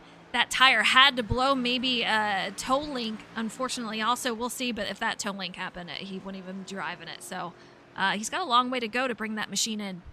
Yeah, it actually almost looks like the right front is not turning. So if that's not if that's the case, he's going to do right what he's doing. He's going to end up in that wall because he's not going to be able to pull low. That Virginia Tech machine very, very slow. He's going to have to whoa it up and slow it up as much as he can without bringing the caution. You see the sparks underneath, and that right front is definitely down. Yeah, it's not good news for him as he's going to have to go in and get that fixed up. But that was a pretty hard hit. Meanwhile, Tom Flitcroft still somehow out here, does have quite a bit of damage going on. I'm not sure if he's going to be able to hang out. We'll see how far he drops back. Currently sitting P16. See if he can hold on to it. Yo, big credit to the 11 for not just parking it and towing, trying to make use of all the time that he can. He's going to go a lap or more down, but he didn't stop somewhere on track to bring out another yellow. A lot of integrity with that driver. Yeah, really unfortunate to see, though. You hate for these drivers to have that happen. But Brendan Book still leading the field. Jonathan Hernandez second. You see these guys single file line. See if we can get some green flag runs in here once again. I want to take a look. We haven't looked at this for a while, but 11 lap old tires. We had a 45 lap run, a 28 lap run, and now we're on an 11 lap run so far. Yeah, right now looking at the 09 of Justin Aniscock outside of the top 5. We saw Brody Falker as well as the deuce of Josh Taylor back in the clutches of a second pack earlier. Right now it's sitting 6th, 7th, and 8th. The 09, the 42, they were all over each other's bumper. Looks like Josh Taylor was able to keep that car with a pretty competitive pace, trying to close back in, but solidly right now inside the top 10, running 8th, up 24 spots overall. Still a lot of close racing out here. I'm kind of curious how long a couple of these drivers will be in pit lane. Dylan, see Rob out there, Jimmy Cocker, And Connor Cunningham, unfortunately, no front end for him. So we'll see when these drivers can get back out there. But Brendan Book still leading, a little bit of a gap between him and second. So a great run for him. And he says, keep that booth curse away from me. just like a lot of people get the flu shot, he wants the booth shot.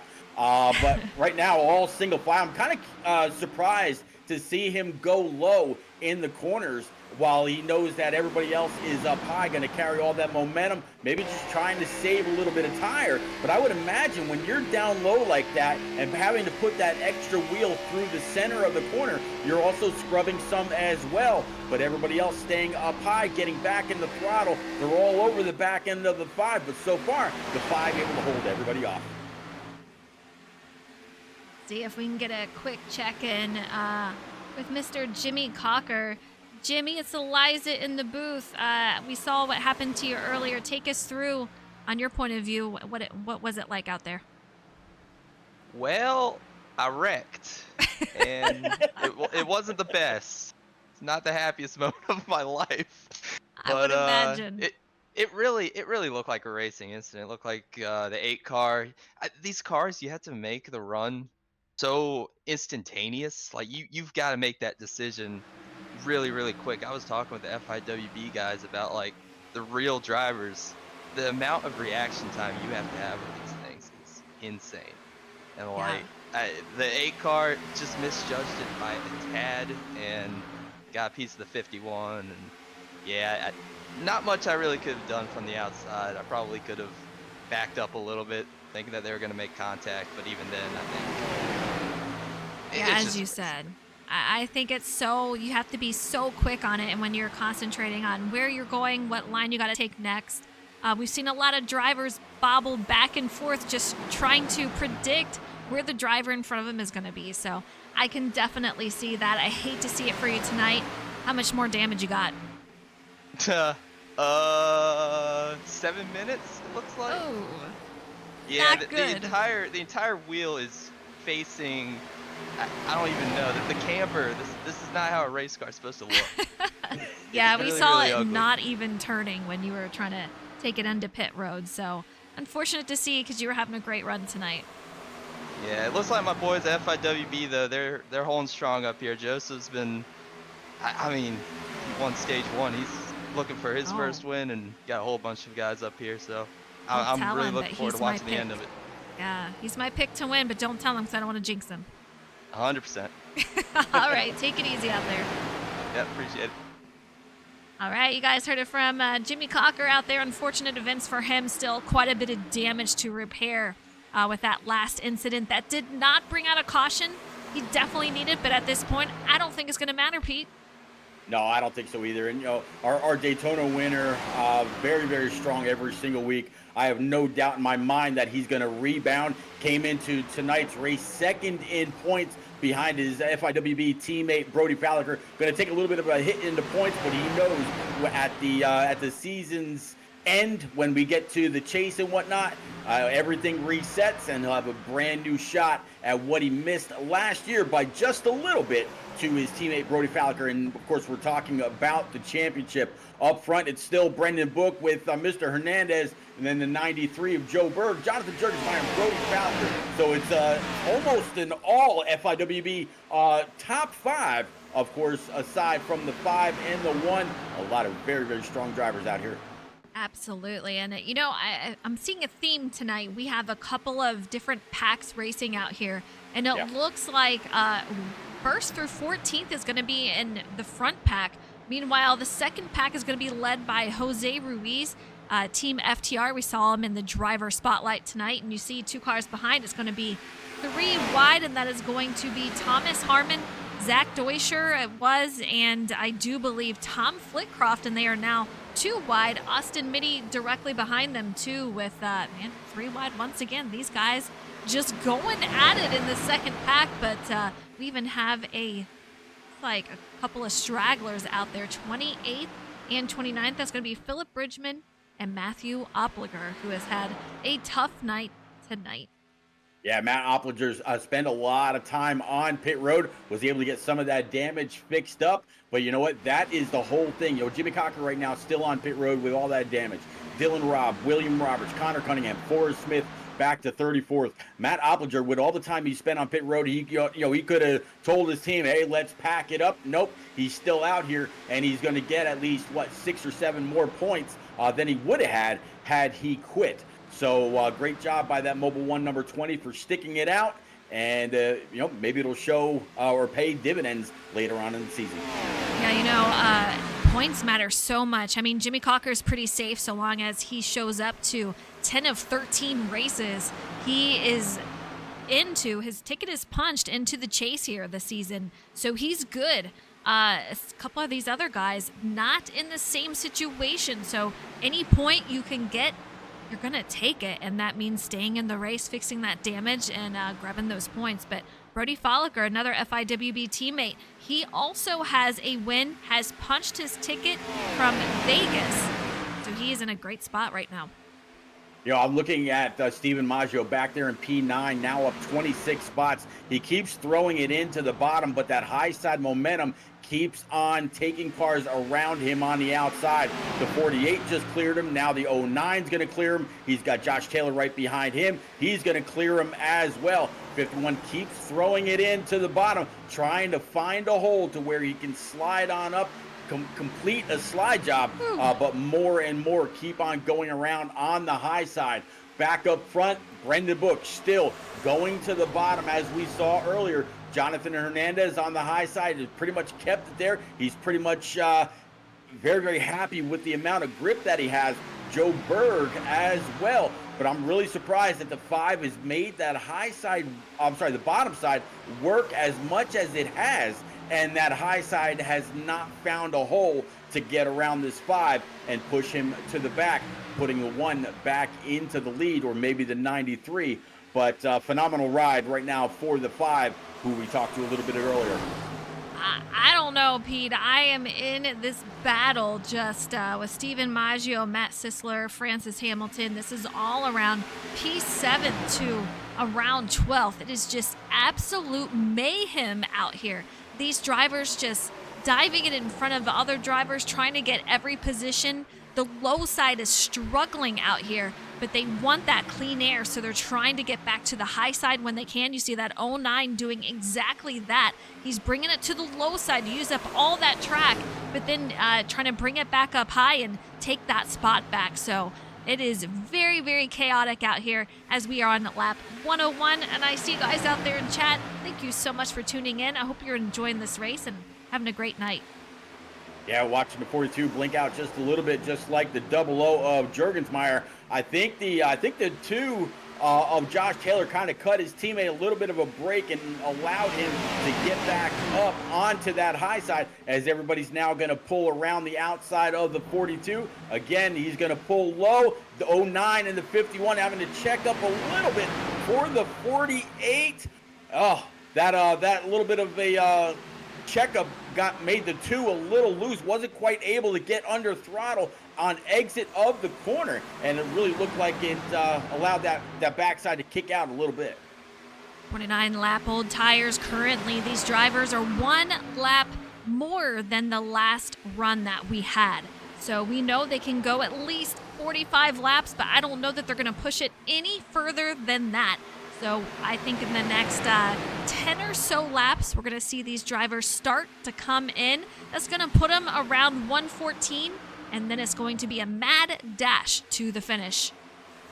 A little bit further back, see the 78 of Brian Pizzicami in P11. I say further back, and it's about mid-pack. Just seems like with these nests of cars, we'll call them, these Hornets nests, the 12 of Jarrett Cardwell able to get on by the top side of the 78, pulling up real close to the back end of the 45. And then behind them, you see the 37 of Andrew Sanford. It looks like he's tail end Charlie to bring up P13.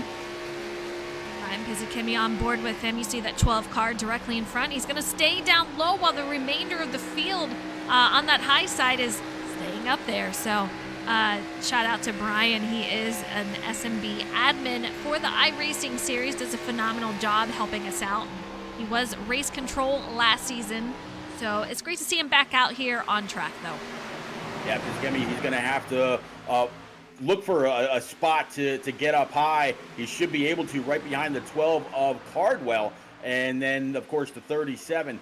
So he's going to have to do that sooner or later and really hope that somebody has an issue, maybe tags the wall, but he's not collected. There's just so many spots that you can give away. This track has absolutely proven itself to be high side dominant. Yeah, him and Francis Hamilton keep bringing it down low. They just have nowhere to go currently, so they're trying to hope that they don't lose too many spots. But Brian Pizzikimi, he had a great run last week at Bristol, so hoping to get another top 10 here tonight at Chicagoland. Meanwhile, Brendan Book still leading the field. He's got Joe Berg in second. He's just been out here in the top 5 this entire time. Jonathan Hernandez with a wild move, just bringing it down low now, side drafting with that 93. Man, very tight racing up here. Yeah, I think Brendan Book absolutely loves what he's seeing right now, because as they stay side by side, as they test out the old adage that 8 wheels are better than 4, a little bit of door banging there. That's going to bring Jurgensmeyer in that 00 right up behind. Steven Maggio up also on the high side finally. And then you see the 09 of Anaskog, the 2 of Josh Taylor, the 42 of Brody Falliker. Everybody now up there. The 1, the odd man out, now on the low side. Micah Allard says, good luck to everyone. Looks like a good race, and it has been a good race so far. Knock on wood, but 108 of 134 coming to 109. I think another 5 or so laps. We're going to start to see these drivers come on in, take the final set of tires, fill that fuel, and get them to the end here. We'll see if we can't bring it green all the way to the end. That would be fantastic. I would love to see that play out, Pete. I'm going to pick your driving brain. So what do you think if they've got to go another 5, maybe 5-10 laps here on what they've got now? Should no yellow fly? Do you try out just right side tires and only the amount of fuel that you need to get to the end, or does it have to be 4 and limited fuel? If you want to try out 2 tires, I say you go for it. If for one of my competitors, but there's no way I am chancing it. I mean, they've had a full run on these tires. I can just see that being absolutely disastrous in handling, but Brendan Book, he's got a nice gap out here. I'm taking four tires, fill it with fuel. There you go. You heard it from the queen lady herself. 00, Jonathan Jurgensmeyer going to move himself up to P2, right ahead of Maggio. Maggio made a big move on the 93. 93 now back to P4. Justin Anaskog pulled himself back on up inside that Exxon number 09. Josh Taylor, after winning Bristol last week, all kinds of momentum on his side. He also happens to be wrapping that high side also right behind his teammate. We have a couple of huge movers out here in the top 10. It's going to be the 31 spots up gained is the 51 car of Steven Maggio. He sits P3. A fantastic run for him. 31 spots. That's incredible. Next up is going to be Josh Taylor. He currently sits P6, up 26 spots. So huge gainers for this top 10. You know, sometimes they say when you open that door with a win, they just start to, they really start to seem a little bit easier. And, Josh Taylor, while he's had his woes in racing, once you feel that high, once you gain that vote of confidence in yourself, it seems like the floodgates for the great finishes really just start to come one after the other. And here he is again fighting for P8, another great top 10 run for the Deuce. He's going to dive it down low. Meanwhile, Pete, I don't know how Brendan managed to do this, but look at this gap over him and the remainder of the field. Just over a second. We have not seen that at all in these cars. Just kind of insane, to be honest. We have 21 to go, and I can't imagine these drivers will stay out too much longer. I'm surprised they've stayed out as long as they have, but Brendan, I would say in a good spot, but he's going to have to nail this pit entry and hope that these drivers don't start drafting with each other to catch up to him. You absolutely read my mind. If he can keep this 1+ second gap between himself and Jurgensmeyer in that P2 spot, then of course the 51 of Maggio, the 09, the 42, as they go 3 wide right behind Jurgensmeyer. You see the 42 down low. He's going to think twice about that. Slide back up to the inside door of the 51. No contact made. All safe and 99. sound. Oh, 42. now it looks like 42. Wow, the 42 We're staying green. saves it. Is he able to? Yeah. Man, phenomenal job on that. Just completely slideways through that corner into the tri-oval. I don't know how he did it, but man, we're coming up 19, almost 18 to go. So you know it's getting a little more aggressive. That absolutely helped Brendan Book as these guys went 3 wide, pushing the issue. And now he's almost to a 1.5-second gap over second place, Justin Anasagak, and we have the 51 diving it way low, trying to get in there underneath that 09, unable to do so. Yeah, that Hits slide the job wall. went wrong. Yep, no good. That Skittles machine kind of crunched that rack. Okay, I won't do that. But anyhow, that slide job definitely did not pay off for him as the 00, the 93, the 45, and the 1 of Hernandez able to get on by. Definitely a great effort, just unable to keep it off the wall in these tight quarters. 93 all over the back end of the 1, causing Hernandez to get just a little loose. 3 wide behind, 93 up high, 51 in the middle, and then Taylor was down low, was able to find a hole back up top. That 09 was able to, after that was able to make it out front of them, and he's about 0.2 in front of them. You can see that 00 trying to catch back up. They're going to have to work at it for sure. But Brendan Book almost just over a second and 0.2 up from P2. So he's going to have to hope he can keep that. I don't know. I still can't believe they are out and have not gone into pit lane. This is pretty wild there, Pete. Yeah, look at that Justin Anskok in that Exxon 09 as he's retaken P number 2. He's actually been faster than the leader 2 of the last 5 laps. On lap 116, he was actually faster by 3 whole tenths, about 3.5 tenths. So both Brendan Book and Anskok very, very good at managing their tires for the long run, and you see the little bit of a gap that the 09 now has over the 00 of Jurgensmeyer, the 1 kind of right there behind him. But I think that 09 might want 1 spot better as we are getting closer and closer to that final round of pit stops. Whether it's green flag or not is yet to be seen, but Brendan Book off with a commanding lead.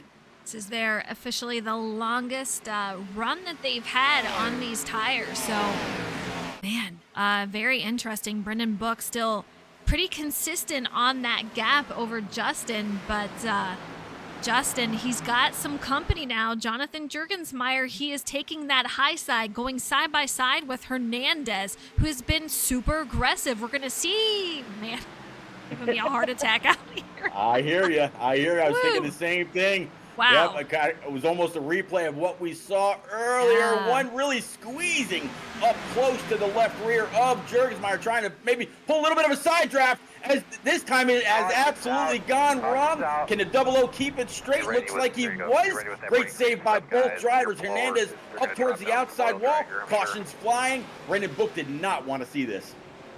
Brendan Book did not want to see this to 00. I'm wondering how much damage he's got, but Hernandez super aggressive out there, and it's bound to happen when you're really pushing the issue, but Brendan Book gotta be unhappy at the moment.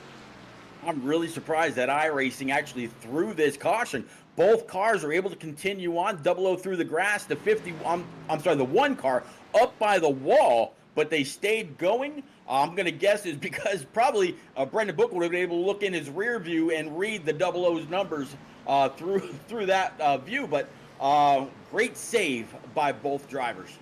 Absolutely. Jonathan Jurgensmeyer, unfortunately, I think once he got completely sideways, iRacing saw that and just put out the caution there. But Hernandez, I don't think he's going to be have that 00 too happy with him. You can see him in that 1 machine going on to pit lane, gonna have to fix some of that damage out there along with the 00, who I think got the short end of that stick. Meanwhile, Brendan Book, I don't know what he's going to do to try to keep him behind, but man, it's going to be a rough one. Great stop for Brendan Book. Didn't slide the tires pulling in. Didn't short the pit. Didn't have to back up either. You saw Justin Anaskog in that 09 right on his back bumper all the way into the pit stop. He's not going to give any kind of leeway to that 5, making sure that every time on pit road mattered. As it looks like the 5 so far is going to lead him off. Steven Maggio going to be P2. Jonathan Hernandez 3rd. Justin Anaskog 4th. Brody Falliker making his way back into the top 5. Jarrett Cardwell in 6th, Thomas Harmon 7th, Josh Taylor 8th, Joe Berg 9th, and Jonathan Jurgensmeyer, he still comes out top 10. It looks like he's still got a little bit of damage from that incident that we just had. Wow. 6th caution of the night, 12 to go. Pete, I'd love to say that that's going to be the end of it for cautions, but I think we know better than that. I'm happy with this race. I'm happy with the improvement over Vegas. We saw something similar last week at Bristol Motor Speedway. I think these guys have really buckled down this evening. We saw a lot of great saves. We saw a lot of great side-by-side racing. Didn't see any big moves that might have put somebody else in harm's way. It's been a phenomenal race. Like you said, it's going to be 10 to go when they come to the line. Do I think we've seen the last caution? Maybe, maybe not. I'd like to say there's still some kind of a gentleman's agreement, if you may, and we're going to see a phenomenal 10-lap shootout. Let's go. I like your optimism. Absolutely. I think these drivers are going to be a little bit more aggressive. And we're going to have Justin Anaskog and that 09 machine directly behind Brendan Book. Meanwhile, I want to say that Jonathan Hernandez took fault for that one because I see him back here, 27. Owning up to it. It's a great driver, shown a lot of speed all night long. It'll be interesting to see how much he's able to rebound in these closing laps. Very, very fast driver every single week. He'll be a force to be reckoned with later on in the season, if not next week. Absolutely. Lights are out. These drivers will be going back to green this time. And here we are getting ready, hopefully for the final time, as you see a couple of cars blink out. But Brendan Book, man, that high side car, Steven Maggio, just had a fantastic restart. Brendan was not expecting nor hoping for that. I think Brendan, something happened with him, bad shift. I don't know, Pete.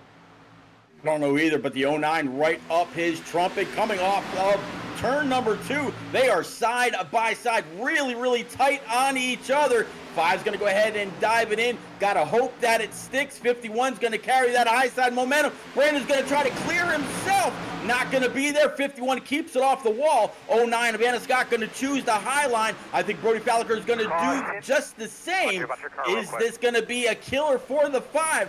51 now making it a total, I was just looking at the numbers a moment ago, 33 positions gained as the 7th caution flies.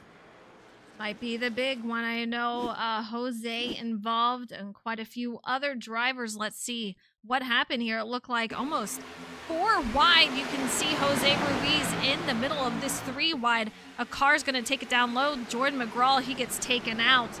And the 9 car into him. Let's rewind that again.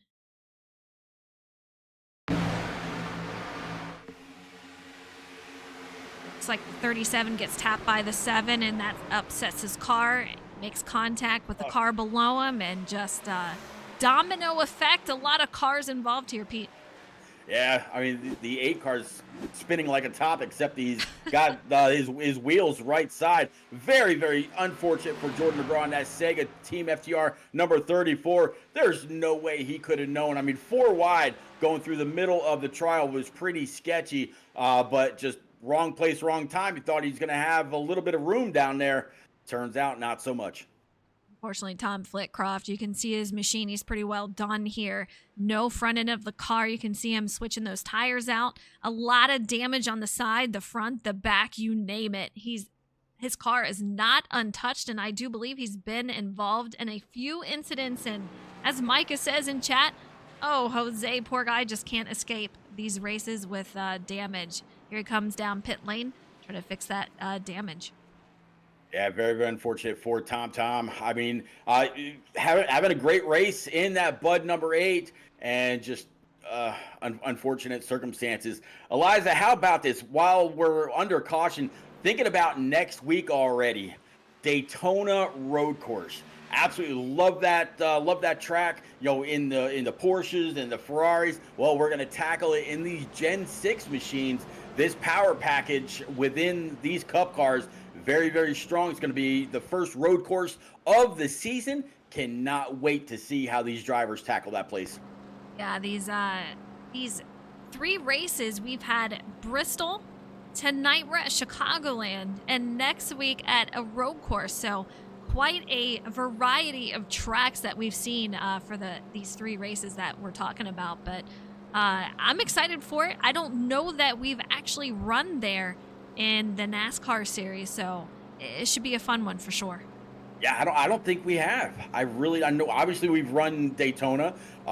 We've run other, the Glen and Sonoma and whatnot. I don't think we've ever been to the road course at Daytona. Of course, the location for the IMSA Rolex 24-hour race, that's world known.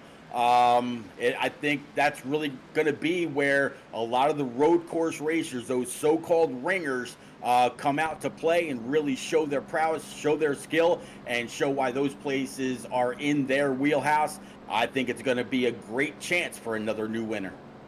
Absolutely, and I think we might see another one tonight. I don't know. Things are shaping up to look that way. Brendan Book, we saw him leading quite a few laps. He is out here. P3, Stephen Maggio going to be the leader for this restart.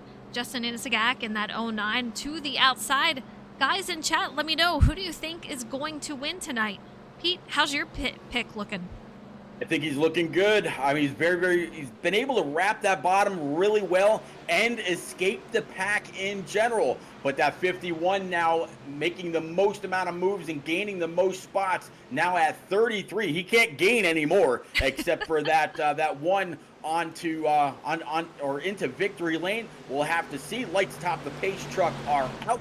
He's going to be making that hard left towards Albuquerque here right now. 5 car is going to be the first on the throttle. The 5 is going to have to gauge this right. Enniscock on the outside with the 42 right behind. 51 getting away.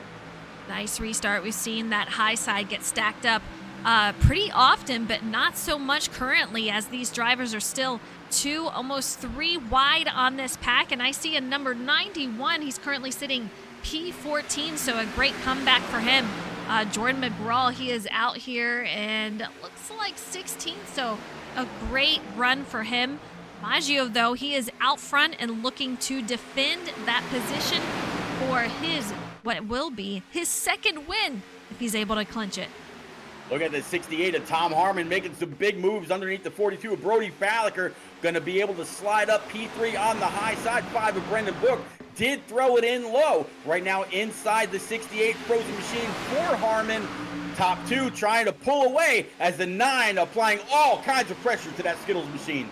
Sure is. He wants a win here. You know, he missed last week, so he fell about 8 spots in point standing. So he needs a win. Oh my gosh, the 51 just gave me a heart attack flying across his nose. I can only imagine Justin, but man, back to the lead he goes. Stephen Maggio leading with 3 laps to go. They are 2 wide for second. That is going to be Justin and Thomas Harmon. Thomas Harmon doing Justin Anscock a little bit of a favor, not really side drafting him. They both want to get on up there. Justin getting a little loose. See the rear end dip out just a little bit. 5 of Brendan Book. Oh, 09 tags the outside wall, hits the 68 just a little. He keeps up the wall, allowing the rest of the cars to go by. Justin Anscock going to fall way to the back. Yeah, that's going to absolutely kill his final part of the race here. Unfortunate to see, but still remains green. Stephen Maggio out front. Thomas Harmon in second. Brendan Book in third. These guys single file in the top few spots. Joe Berg moves up a couple of since the restart. He's going to be P4. Brody Falliker in fifth. These guys trying to get into single file line. Rivers Jones makes contact. These guys still ongoing. The double O is going to bring it up high. I don't even know where to go with this, Pete.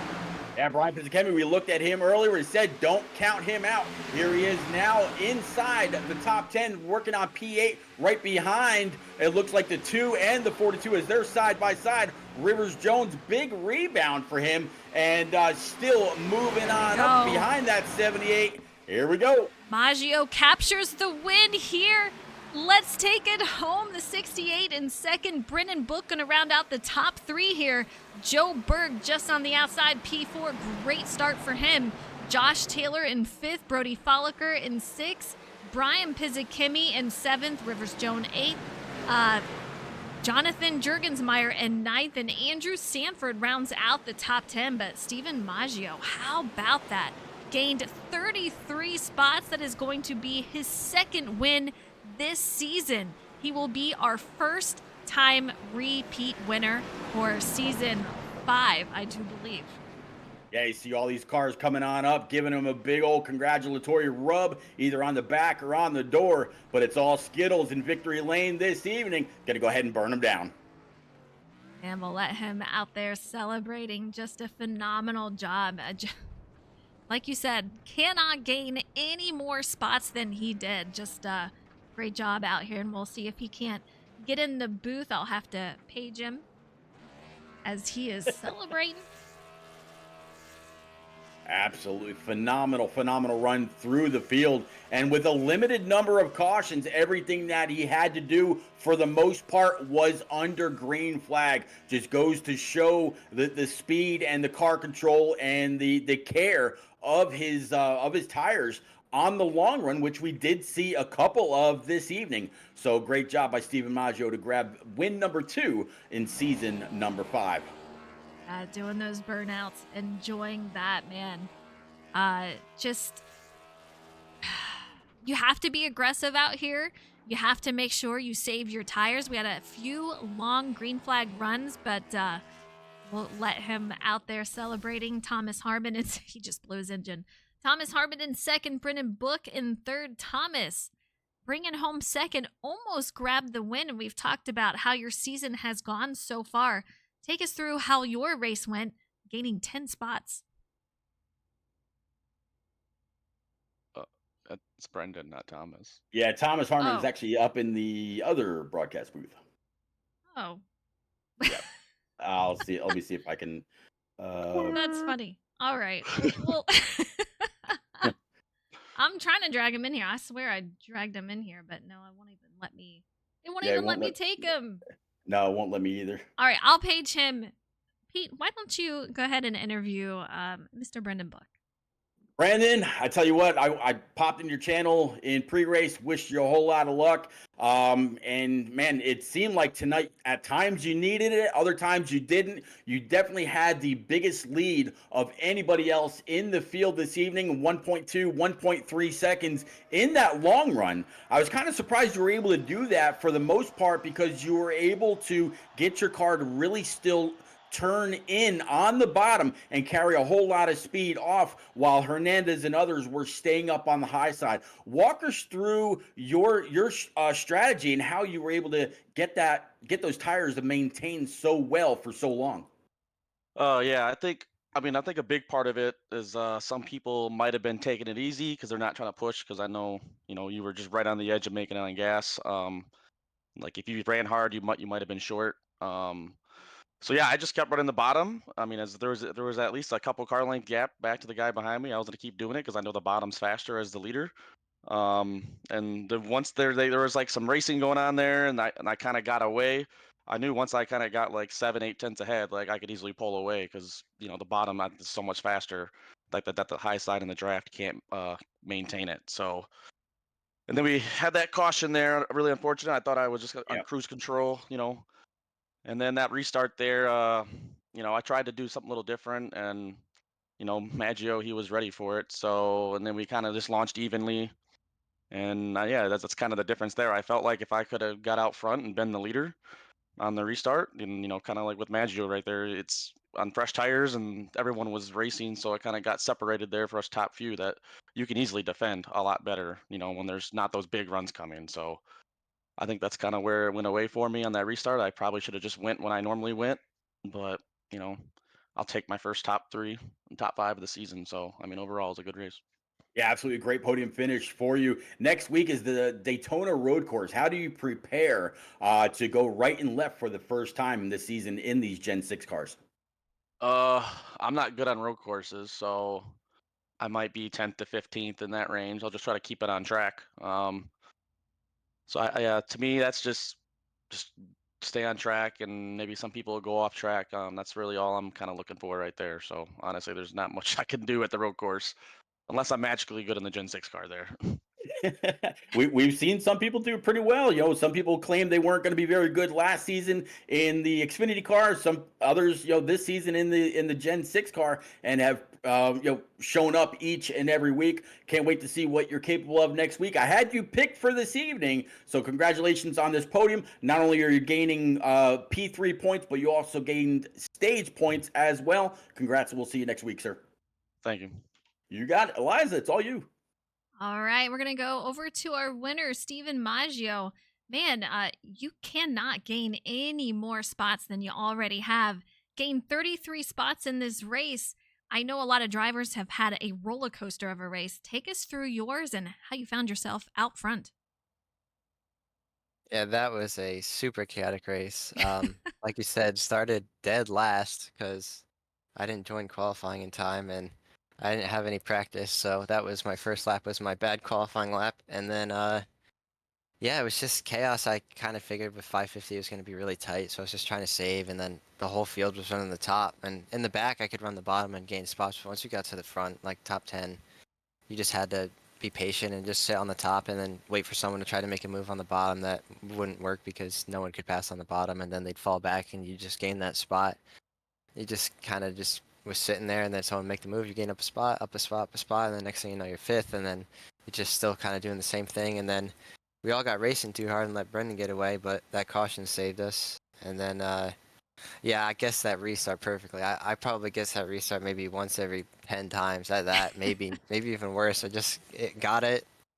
And then yeah, the side draft is so powerful in this car, so I was able to stay with him and then have the run down the backstretch, which cleared him. And he almost got me back in turn 4.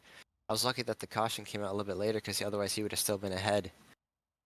And then yeah, that last restart was just chaos. I mean, not chaos, but the runs that people get are just crazy. I mean, I am full throttle, like pinned to the ground 100% for the last 4 laps, and people are just getting monster runs on me. There's just absolutely nothing I can do other than, try to run a defensive line as best as I can and, pinch them down. So I just have to do what I have to do, run the apron to break the draft. But, I mean, I didn't lift at all for the last 4 laps, and, I mean, Justin had 2 humongous runs on me, and then on the last lap, Thomas had a run on me as well, so it's just trying to run a defensive line and not let him, get to my right rear in a position where he doesn't have to let off. And yeah, it somehow worked out. I mean, I led like 5 laps for that race, and it was the last 5. So Starting the race tonight, did you think that a win would be possible?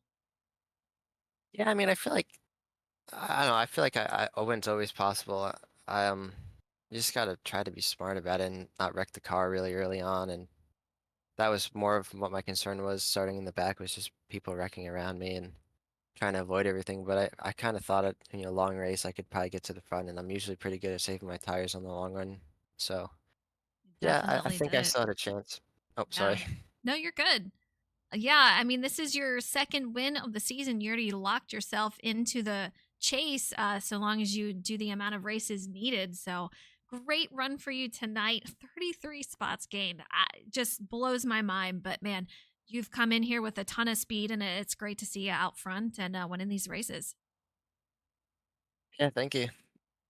All right, Pete, we're going to have Thomas Harmon in second. A great run. Almost snatched the win. Take us on over. Yeah, Tom, I tell you, phenomenal race. Way to work your way through the field as well. It seemed like when the race first started, you might have dropped back a little bit. Now you're up 10 spots to that runner up. You heard Maggio just saying that you had a great run, almost able to get on up to him. If you had had another lap or two, do you think that you could have stolen this one? And walk us through walk us through how you worked your way up through the field. As far as the finish goes, I think one more lap I would have had him. Um, I really love Chicagoland, and I've always been really good here. Short run, long run. Um, and that long run is what I used early in the race. I know you could fall back a little bit, and then the tires would come back. And despite what people think, the bottom does work. You just got to be really have a lot of finesse with it, be patient with it. Um, but that's how I made a lot of my passes tonight, coming through the field. Um, but getting left hooked out of 4 kind of put a damper on the whole evening there. About midway through the race, and I knew I was going to have my work cut out for me. But fortunately, I was able to not be hit in by anybody or put it in the wall, and was able to come back for the P2. We saw a lot of cars almost clear themselves. We saw a few slide jobs as the night went on. Overall, Vegas versus Chicagoland, your favorite between the two, and what do you think of next week at the Daytona Road Course? I'm infinitely more confident in Chicagoland than I am uh, at Vegas, but I still love Vegas. As far as next week, maybe a top 10 if I'm lucky.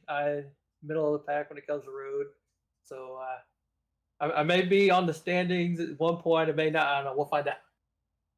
Eliza, second and third, a little unsure about their road course prowess next week at Daytona. I personally cannot wait for it. It's going to be a phenomenal, phenomenal race. Yeah, it's going to be a fun one. I want to thank you guys so much for tuning in. And Harmon, thank you so much for the raid at the end. I hope you guys have a great night. Another fun week here.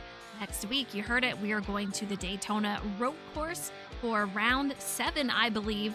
So be sure to tune in. It'll be Monday night around 8:15 p.m. Eastern Time. Thank you guys. Have a great night.